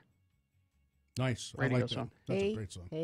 And I just noticed, though, that What? on this day, The Jam released in 1982 The Gift, and we could have played A Town Called Malice. Damn, we Oh. played that. Well, that's all right. Yeah. We'll play it tomorrow. Oh, well. No, it's past. No rules. It's past. Yes. You can't do on this day if it's not on this day. Yeah. On You yes say on day. yesterday. On that day. So I don't know. So we had this ping pong table. Yeah. Out here in the cantina. I love ping pong. It shows that, you know, if you have a ping pong table in your office, yes, it shows that you're fun, yeah, and you're creative, and you're loose, and you know. We're not a stuffy office. No, you know, and we work long hours, and when, you know, but sometimes we need to take a break and think, and the way that we can think is let off some steam, build a, you know, have a ping pong table. It helps. That'll tell everyone. It's collaborative. I haven't collaborated once since we moved. We moved desks. Yeah. And we were told that the reason we were moving desks is to help collaborate with other people in the building. Since we've moved, I have not collaborated because once. on one side of the building, I mean, this building is unique the way it's laid out. One side was all programmings and promotions side, and then there's this hallway where all of the studios are that separates from the other side of the building, which is where all of the sales and management people were. Where all the well-dressed people that smell good work. And now they've just put us all. They've thrown us in with the people that smell good. They put all the radio stations together. So X96 is over here, the country station's over here. Well, you know. But that's not the reason that you have not collaborated with. I don't think you've collaborated with any. You're not here long enough to. You have to be here to collaborate. Because how long have we been in this new configuration? 2 weeks. 2 weeks. I've already collaborated with Todd. You have? Yes. I've had some collaborating, and I've actually had a little bit of collusion, but we won't go into that. So what does it No look collusion. like when you collaborate? What is? It's just me Will leaning. I know it when I see it? I lean back and I go, "Hey, Todd," and then we talk about something. Really? And then, You'll know what it is if you stay long enough, but you have to be here in the building in order to collaborate. That's part of the deal. That's what collaboration is. You have to be here, and then you can collaborate with another person. Now, But that's you don't gonna know work for me. You don't know what it is, but when you do it, when you feel it, you'll know it. Mm-hmm. You'll like know art. when it starts happening, Gina. When it starts happening, you'll go, "Wait a minute." When the change happens? This is something that I have not felt before. I know what this is. It's like when humans experience love. It's kind of a tingling down there. Collaboration. You'll know in my nether regions, and that's what will happen. And my head. I know what this is. Oh my God, I'm collaborating. The next thing you know, the ping pong table is out. And you're being creative. Should I just hang out around the ping pong table and see if collaboration happens? No, it doesn't work that way. Doesn't work that way. Somebody get out the paddles. We're going to go play. You don't start at the ping pong table. You work your way up to the ping. What are you, crazy? Barrel into the ping pong table right away. What are you? How long before all of the balls are gone from that? How long before? I don't know if there's an office pool, but I think there is. That would be a good collaborative thing to do. So I have to get with somebody else and say, have a pool. Start there. But I don't want to talk to anyone. And why don't we call it table tennis? I don't know. Because the sound it makes is ping pong. I think ping pong has vaguely racist. It might be vaguely racist. Attributes. Should we start calling it table tennis? Okay. Anyone for table tennis? Not unless you have a tennis bracelet. You need to get you one of them tennis bracelets. Diamonds Direct? Then you can play. Then you can play. We already did that. We did that. But I can wear it to the Salt Lake Film Society and show it off there. Yeah. But no, we got Boehner fight coming up and a reasonable amount of news also on the way. But we do have to tell you about Salt Lake Film Society. That's where all the Oscar-winning films are. Yeah, I think right now. I don't know if they're still showing the shorts. Oh, what was Oscar that shorts. one that Sean Means was telling us about? The Cure? The Cure. Yeah, is that's what it's called. Yeah. Mm-hmm. Where it's you're zombies, but they find a cure for zombies. Mm-hmm. So you get a shot and you're not a zombie anymore. But then you got to go, talk to people and they'll go, oh, you were a zombie and you ate people. And you remember everything that you did. Yeah. That sounds really cool. Yeah. Salt Lake Film Society is where you find unusual movies like that. And where you'll also find great documentaries and independent films. Salt Lake Film Society, we're lucky to have them. 2 theaters, the Broadway, right up here on State Street and Broadway, or 3rd South. 6 screens there. Mm-hmm. And then over at the Tower Theater in the 9th South, 9th East area, the Tower Theater has 1 screen, and they show great films over there as well. And there's a great movie collection on DVD that you can rent the movies at the Tower Theater. Salt Lake Film Society, also their Talking Film podcast. What's it about this time? It's about Guillermo del Toro. Oh, that's right, Guillermo del Toro. You got Jimmy Martin and Lee George Cade. So Salt Lake Film Society, that's where all of this happens. Go to slfs.org for more. Railroad.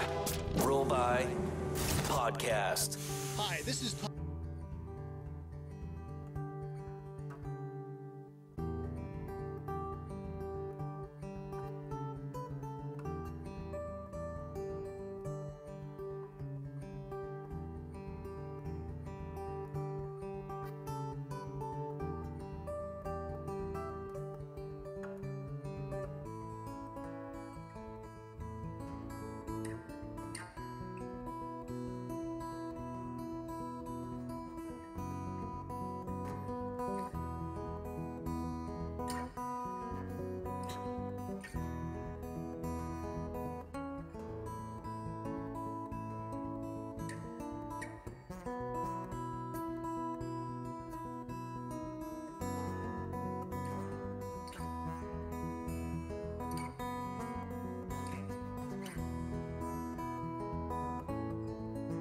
I thought we could do this for an X-Poll sometime, but I'll bring it up now just since we're talking about it. Festus came home last night. He's like, Mom, this is an exciting day. Mom. I said, what? He's like, Mom. I got my first rider. Rider is... That's a conditions, backstage conditions. What things you want backstage, like... No brown M&Ms! Yeah, like Mariah Carey has to have, peach-colored roses in her room. And I said, so what did you ask for? And he said, Red Bull. I said, that's it? That's all you asked for? You know I told you can't have Red Bull. I said, you don't even drink Red Bull. He's like, well, I didn't know what to ask for. I'm like, you can ask for... He thought that's what you're supposed to ask for. Gina, that's what he told you he asked for. What he asked for was, I'd like an e-cigarette, some e-cigarettes, and some weed, and a lot of vodka. But I thought it'd be a fun X-Poll sometime to do. What would you put in your rider? What would backstage rider? Yeah, like I have to have all white towels with scented rose water. I mean, those are the kind of things people ask for. Why what? Why would you put all white towels with scented rose water? Those are the kind of things people ask for. Yeah, but why? Because you can. I wouldn't. Of course you would. I would put, I don't think I would just say I would like it to be clean and orderly and maybe a fruit tray. But maybe we do that for an expo, see what people would want for their backstage. The guy who has to have it stapled precisely in the top left corner on an angle and not flat would really think that he would just want things in an orderly way? Richie, are the pages ever stapled correctly? No. And when was the last time I ever said anything about it? Okay. When was the last time I ever said anything about how they were stapled? No, but here's the point. I once commented... You like things a certain way. Well, so sure. if you have a writer, you would say, I like things stapled this way. You'd spell it all out. So entertain it. Has fun with it. Because when he's doing the news live on on stage, he will need it prepared backstage for it. Yeah. It's got to be done a certain way. I give up. I would not do it. I've given up on that sort of thing. I agree. I've given up on that sort of thing because I know that the people who work behind the scenes are mostly clods. Take that how you will.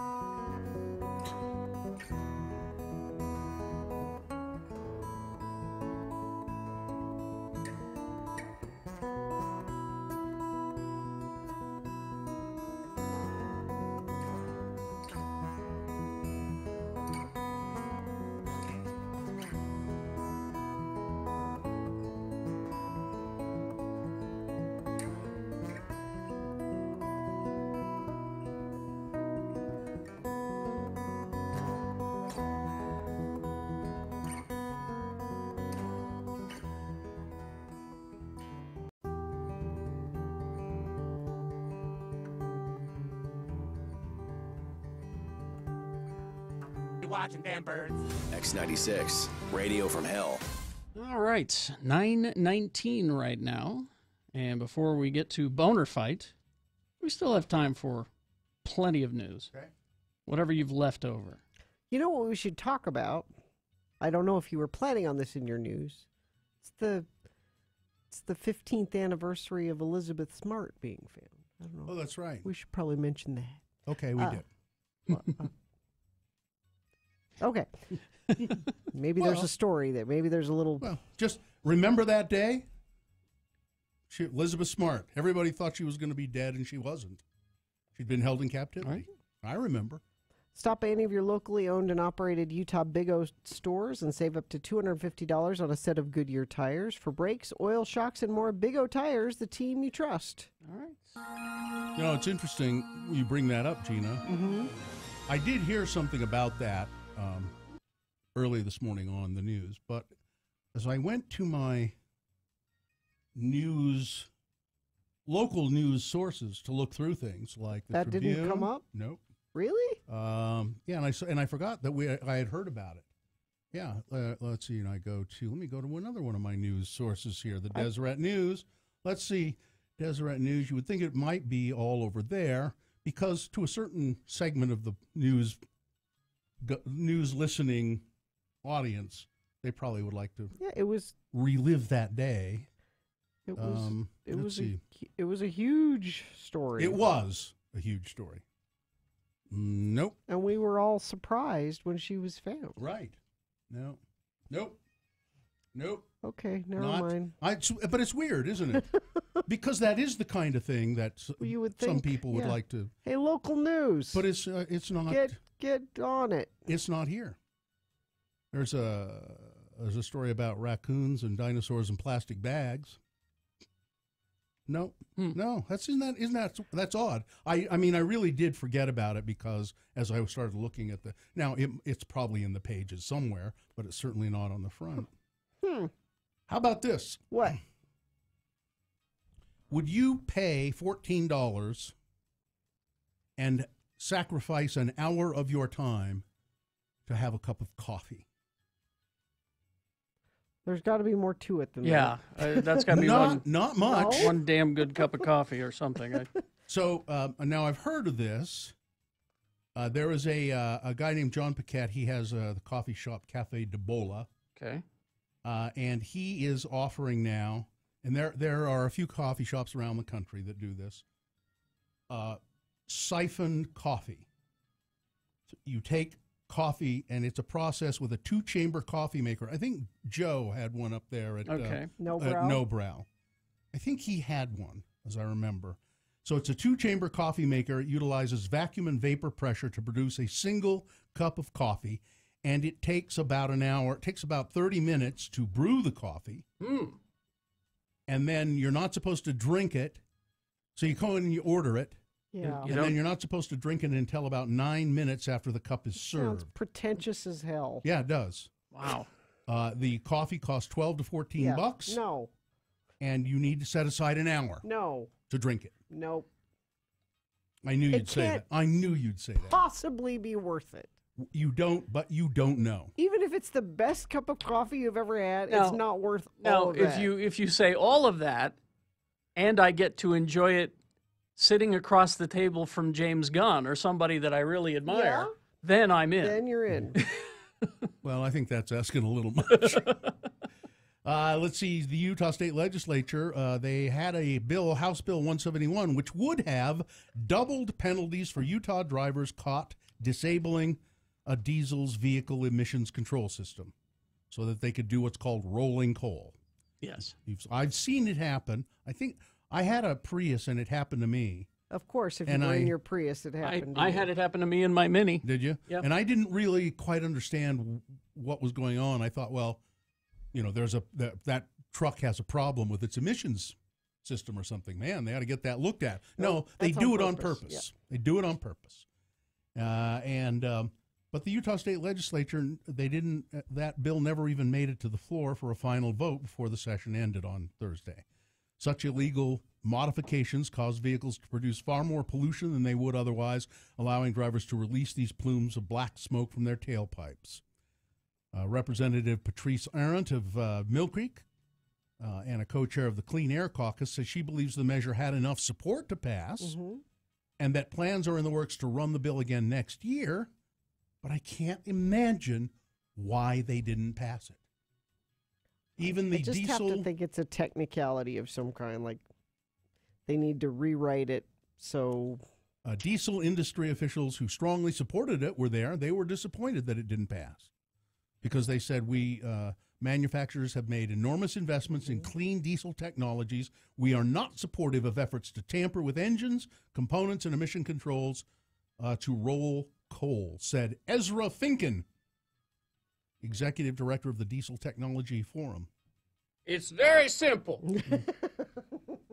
That's my freedom of speech. Well, I'm Ezra Finken, and we are encouraging diesel owners to roll clean, not roll coal. No, that's my freedom of speech. You know what I'm saying when I say... You know what I'm saying? What? I'm saying... I think I know you want to beat me up. Well, that's what I think. I'd like to, but, really but laws won't let me. I think really what you'd like to pants me, probably. That's my freedom of speech, pantsing you, but the laws won't let me. You're trying to cut my freedom of speech again. Well, the law has not passed, sir, so I suppose you can pants me. Lin-Manuel Miranda was in town. Mm-hmm. You know, we had Lieutenant Governor Spencer Cox on our show last week, and he told us, I'm so excited. Guess what I'm doing after I leave here? I'm going to meet Lin-Manuel Miranda. Except he could say his name. Really? And so there were some great pictures. There was a particularly nice picture of Abby and Spencer Cox in their car with Lin-Manuel Miranda in the back seat. They were driving Mr. Miranda? Well, I tweeted, I said, I don't think it's safe for you guys to pick up hitchhikers, particularly not a brown one. Oh. And they had a great time. He was here to help raise money for a project that he and his father do, that Spencer Cox told us a little bit about. Raising money for Puerto Rico. And it's his father, Lin-Manuel Miranda's father, was born in Puerto Rico, and Lin-Manuel is a first-generation American. And I didn't feel jealous that they got to do that, but I was happy for them that Abby and Spencer Cox got to do that. They're such huge fans of Hamilton. So you were asking, Gina, or you mentioned the other day, or today rather, about the O.J. Simpson interview. Yes. He probably got paid for it. He did not get paid for the interview. Really? No. Now, so you remember there was a book, Judith Reagan, If I Did It. Mm-hmm. And it was O.J. Simpson talking about. Well, I didn't do it, but if I did, here's how I would have done it. Here's what would have happened, or what it might have been like, or so forth. And this was he got $800,000 for the book. Yeah. This was intended to be an interview to promote the book, and because there was such an outcry, it was not aired at the time. And the book, I don't know. I guess it did well. It came out and did well. But all that money should have gone to the Goldman family. Well, but it went into his account so he could buy cigarettes in the jail cantina. Need shower shoes. So he didn't get any money for that. I just thought that was interesting. It's Boner Fight with Radio from Hell on X96. Here it is, the fight between the winner. Boner Fight. Yeah, Sorry. I know. The fight between the winner of round 1 going against the winner of round 2. Here's round 1's winner. It was, wow, your driving exams are weird. Say a woman who was suing the Iowa Department of Transportation. She was taking a driver's license test. She needed, I don't know why a 42-year-old woman didn't have a driver's license, but she was getting one. And she said the driving instructor forced her to pull over and view sexually explicit photos on his phone, photos of him doing stuff. Yeah. And he kind of kept her in the car for about a half an hour looking at pornography. That's his mugshot at x96.com/live. And that goes against the winner of round 2. Out of the way! Move it! A felon blaring his horn at the cops because they were blocking the road because of an accident, and he's blaring his horn, wanting them to get out of the way. The cops said, maybe we should go walk over there and investigate this guy. They go to the car. It reeks of marijuana, and they find an arsenal of weapons and drugs in his car because he drew attention to himself. Mm-hmm. And he also said, now, come on, you guys, I'm a nice guy because I didn't shoot you with any of these weapons. I could have. Could have done that. But I'm a nice guy. You know what I could have done? I could have rolled coal, too. Points for that? That's boner candidate number 2. All right. There you go. That's your 2 candidates vying for the title of Boner of the Day. You've got to decide which one deserves that title. Which one is the worst, 1 or 2? Put the candidate number in the message of a text and then text that to us, 33986. You can call, use your voice, 877-602-9696, or go to x96.com and look for the box that says Boner Fight, March 12, and vote there. You've got 300 seconds. Let's go. John Smith kicks off a 1-hour non-stop music wingding at the conclusion of Radio from Hell on X96.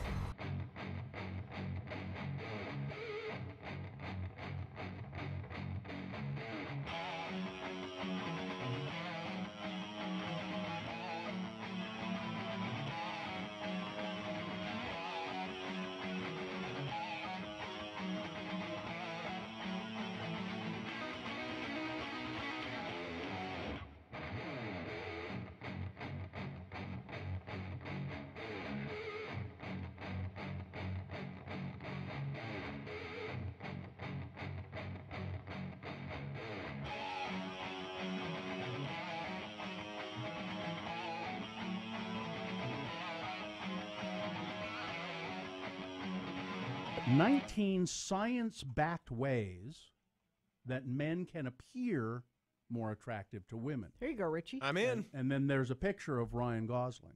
Well, he doesn't have to do anything. He's already doing it all. Former Mormon Ryan Gosling.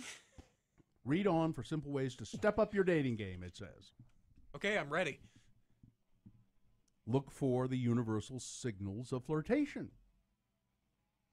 A woman smiles at her admirer, lifts her eyebrows. What are you doing, Gina? Why would you do Isn't that that to the me? universal symbol of... What is it? Yeah, that's it. Is that it? That's what they're saying right Winking? there. Yeah. Okay. Aren't you? Sequential flirting gestures. Sequential. Distinctive. Yeah, and that's it. When Gina does that, men rush to her because they think she has epilepsy. Yeah. Look for somebody in your league. Don't try and... Richie, somebody Know in where your you're league. at. No, listen, always just one step up from where I'm at. One step up? Yeah. Okay. Present yourself as high status. How do you...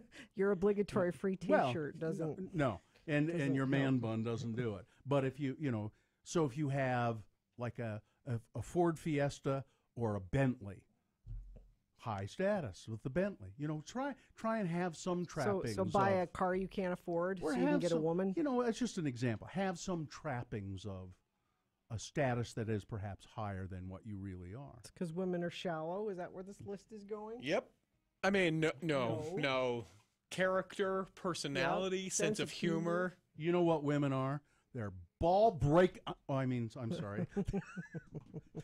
Try to look older.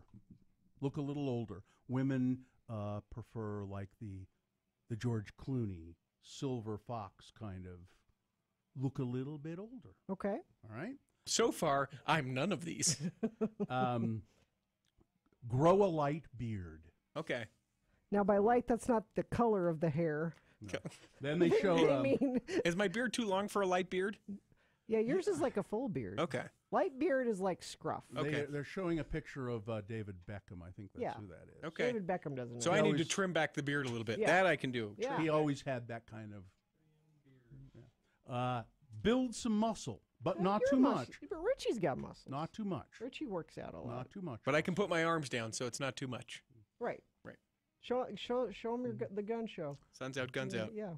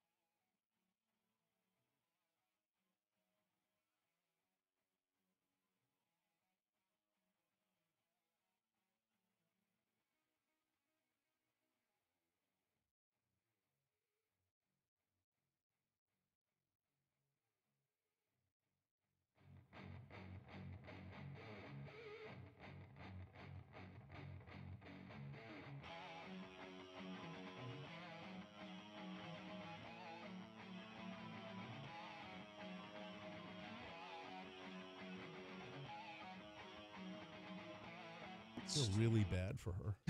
Time to award Boner of the Day. And the Boner of the Day is brought to you by Hamburger. Just what I said. In It's part brought to by. you. In part by. Or is it totally by? Gina, which is it? By. You've got to learn to collaborate. So, in part by a hamburger and french fries and some pickled beets. And try the gear, buy the trips, meet the pros at the International Sportsman's Expo coming March 15th through the 18th at Mountain America Expo Center. See the latest in fishing, hunting, outdoor gear. Come see everything the outdoors has to offer. Tickets are just $14. Youth under 15 are free. Use the code X96 to receive $4 off at sportsexpos.com. Or maybe you won them for a random boner voter. By the way, those beets that I said I had, pickled beets, they've been in my refrigerator forever, unopened. And I was trying to remember, I think a friend of the program gave them to me. And, they were home canned pickled beets. And I've just never opened them. So I thought, well, let's see if I die. See, that's one of the things that makes you and I different, Bill. I'm adventurous. I don't eat things that I think maybe this will kill me. I was pretty sure because the seal on had not popped up, so, and I didn't think that the listener was trying to poison me. I never trust listeners giving me food they made. Whoever you were, a listener, I don't remember you now, but they're probably dead. If you're still there, your beets were delicious. So Boner candidate number 1, out of the way, move it. Wait a minute, I don't think that wasn't number 1. Number 1 was your driving exams are weird. The woman suing Iowa Department of Transportation, her tester, the guy who was testing her for driving, he showed her porn and stuff on his phone. And then Boner candidate number 2, out of the way, move it. The guy trying to get the cops to move out of the way by blaring his horn. That sort of aroused a little suspicion, and they found guns and drugs in his car. And he was the winner of Boner Fight. All right. That is your Boner of the Day for today, Monday, March 12th. It is now qualified for Boner of the Week. We do that on Friday at about this time. Well, when we get off the air, I got to go do some... What? Collaborating? Well, No? Well, because this weekend is the big basketball tournament in Pocatello, that we have every... Oh, so you're missing another day of work? No, but I gotta plan. I gotta make reservations because there's only a couple of restaurants in Pocatello. Right. There's Buddy's Italian restaurant. Right. Remember You've we talked about Buddy's Buddy's before. And then there's the Italian restaurant that's attached to the gas station. Yeah. Oh, which is not bad. Yeah, no, I've eaten there. It's really good. But it's literally like you walk into the Chevron and they've got Twinkies and beer and then there's a little doorway. They're Italian Twinkies, which is really I've eaten there. That's good. But because they're the only two places to eat in Pocatello, it's been put on me by the team that I need to make reservation there. Well, it sounds to me like you do an awful lot of collaborating outside with of work. The team, yeah. Yeah, I don't collaborate here. Maybe you could stick around for a while and learn how to collaborate with your coworkers. No, here. I gotta make reservations at the gas station. Right. Okay. Well, and you stay at that hotel. What is it? You go up the hill, and then you're kind of in Pocatello, and then you drop down, and there's a Holiday Inn Express or something down there. Something like that. It's an okay place, but Pocatello will be inundated with Catholics because it's the Catholic. Oh my! It's the Holy Spirit basketball. Is that tournament. what it's called? Yes, it's the Holy Spirit. The Holy Spirit basketball tournament. And is it like church ball? Is it like ward ball? They get really too involved, and people get angry. People get hurt. Mm-hmm. People are yelling and Catholics. Yep, that's what they'll say in Pocatello this weekend. Well, Pocatello's we're going to play a little table tennis? No, it's table tennis. Table tennis. You know what this is, Gina? This is the sound of collaboration and creativity. Yeah. That's what it sounds like. That's a fun... Now, if we were really, really, really interested in collaborating... And creativity. We'd go to foosball. I think I'm just going to hang out by the ping pong table and just wait and see if anybody wants to come over and collaborate. Creatively collaborate? Mm-hmm. I'll just sit there and do the thing where you put the ping pong ball on the paddle and you try to see how long you can keep it in the air. I'll just stand there doing that. And you're good at that, I know. And maybe someone will come over and big things will happen. So foosball is also something that the crazy fun workplaces put in their offices sometimes to collaborate. But I've always thought that foosball was an unplayable, stupid game. It's unplayable. It's really unplayable. It's not. You There are people that are good at it. I don't know. There's a skill involved. Is there? Sure. I think you just spin those things as fast as you can and move them back and forth. There's no real skill to it. I think somebody needs to challenge you to a foosball. No, I don't. No, I think it's unplayable. I've gone to the foosball You think it's table. just an elaborate prank? Is that what you think it is? I think people are being fooled into thinking it's a game. This is a game. Look, they're playing it. It's like hacky sack. It's not a game. That's not a game. Let's see. Someone says, I think that Holiday Inn Express is in Chubbuck proper. Oh, yeah, Chubbuck. And Pocatello has a Jack in the Box. No need to eat anywhere else. You can't eat a Jack in the Box every meal. Why? You got They have breakfast menu. Yeah, they do it. They have a breakfast menu, and then they have whatever else you need after that. Boy, this is fun. Look at everything that's happening. Just go to YouTube and search Ping Pong SFX, and you'll find there's 8 hours continuous of this. It's kind of soothing. 8 long hours of this. Well, let's leave it behind our show all the time. And then people would say, That's the sound of creativity and collaboration. Of course they would. They'd It's a free- recognize it anywhere. It's a free exchange of ideas happening right here. Right. You know? You know, all kidding aside, Gina really is good at ping pong. Is she? I'm good at name that tune in ping pong. Really? Mm-hmm.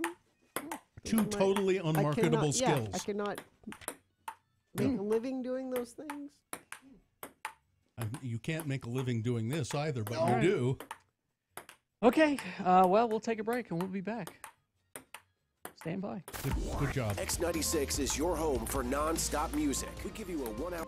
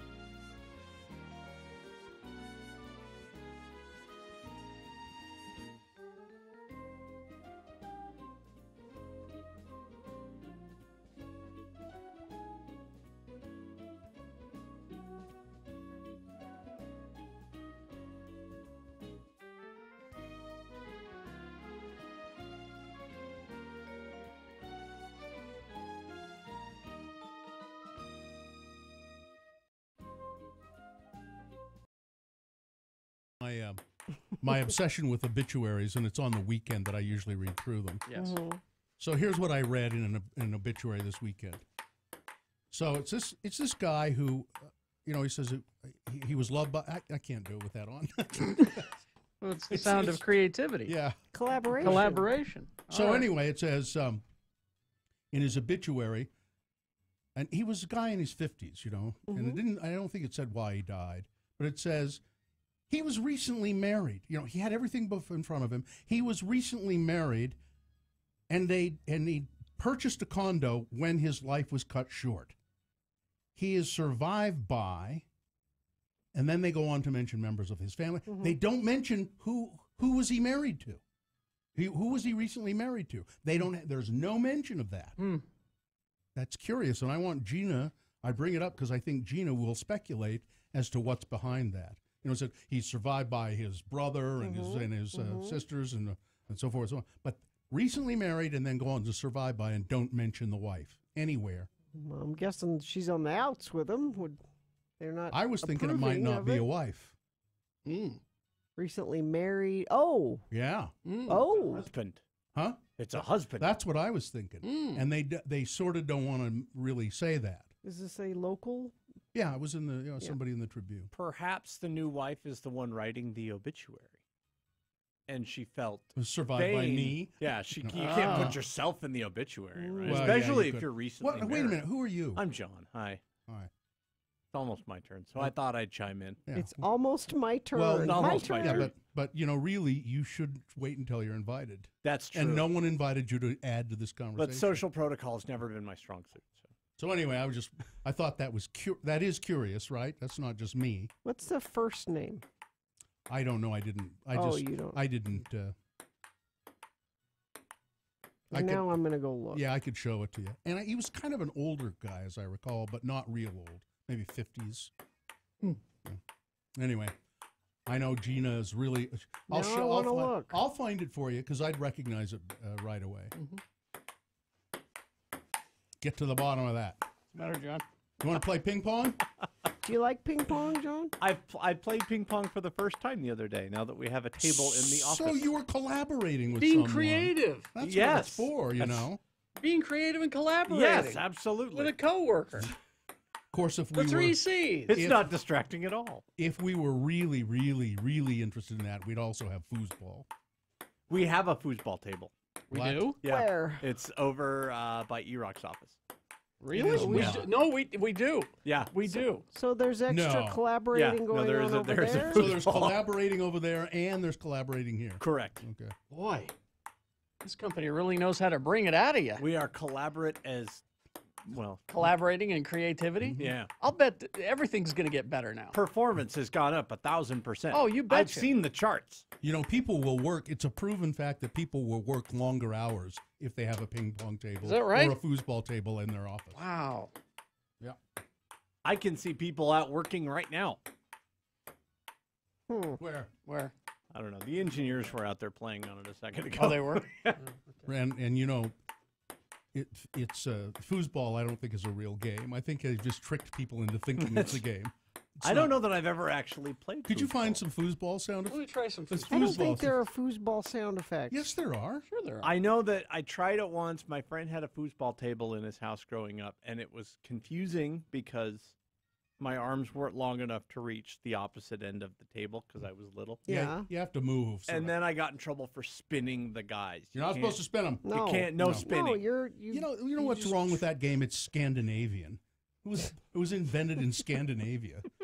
Why does that make it? That's what's wrong with it. I think that's probably the first time that sentence has ever been spoken ever. I have a certain. I mean, don't get me started on the Swiss too. I mean, there you go, foosball. No, see, they're spinning. You can't spin the guys. There is no that part of the rules. You can't spin the no guys. spinning. Yeah, I didn't know that. It's against the rules. It's not as satisfying as the ping pong. Not as the arbitrary Scandinavian rules. This is much more satisfying and creative. I'm telling you, I'm trying to think of a Scandinavian. The Danes are sneaky. Isn't that weird? The Danes are sneaky. The Swiss are not to be trusted. I'm telling you. All right. Fins? I can't even. Fins? Whoa. There will be no spinning of the players. I can't think of a Scandinavian accent. No. No. It's the Norwegians that you got to watch out for. Don't get me going on the Ouija's. Ouija's. The Ouija's. Them Ouija's. Scandinavians. What are you doing today, John? I'm giving away Smashing Pumpkins tickets. Yeah? Oh, that's nice. That's awesome. So I'm going to play a Smashing Pumpkins song at 11 o'clock. Okay. And then I will give tickets away. All right. How did you think of that? I think that's what I'm doing. That's Innovative radio That is contest. really clever, John. Must be No, all listen, that time you've been spending on the ping pong table. No, because it's the band is coming to town. Right. So, hey, mind blown, I'm going to play a song. You know, you better make sure. Go out and hang out by the pinball or ping pong. We need a pinball. And ask. Go Ask somebody. I'm going to collaborate. Go ask somebody. But don't think you can come in here and collaborate with us. No. We won't have No. it. I think you've got Scandinavian background. Ouija. All right. I can't even. Let's do the promo and get out of here. Danes, man. You're going to leave that in the background? Yeah. Okay. It's creative. On Tuesday's Radio from Hell show. At 6:45, we will have the X poll. What's your most prized possession? Then at 7:45, Sister Dottie will be here. And we'll be giving away tickets to see Kevin Hart. That's all on Tuesday's Radio from Hell show on X96. I'm going to try and get to the bottom of something today. What? You know, we've come pretty far as a species, you know, technologically speaking. Yeah. Why can't we open a cereal box and close it back up again? Why do we still use the cardboard flap? What? This You want concerns me. different technology? I would like. I think I agree. Zippers. That's Zippers. A zipper on a a cereal Ziploc. box. Why? We haven't changed cereal boxes since the 1950s. I think we need to get on it. All right. Okay. I'm upset. So I'm See going if to work you on can that cha- today. See if you can change the world. It's going to be my contribution. All right. Foosball player came up with the alternative to fix that, you know. Really? Yeah. See? Tupperware. Foosball You player. put it in the Tupperware. You get rid of the box altogether. Foosball player came up with that. Collaboration, creativity, changed the business. Everything's better now. Everything is saved. I'm going to look into that. Live long and prosper, bitches. Don't you know who I am? That's the sound of collaboration. John Smith is next. I'm going to go play ping pong. All right. A 1-hour nonstop music wingding starts now. Utah's original alternative, X96.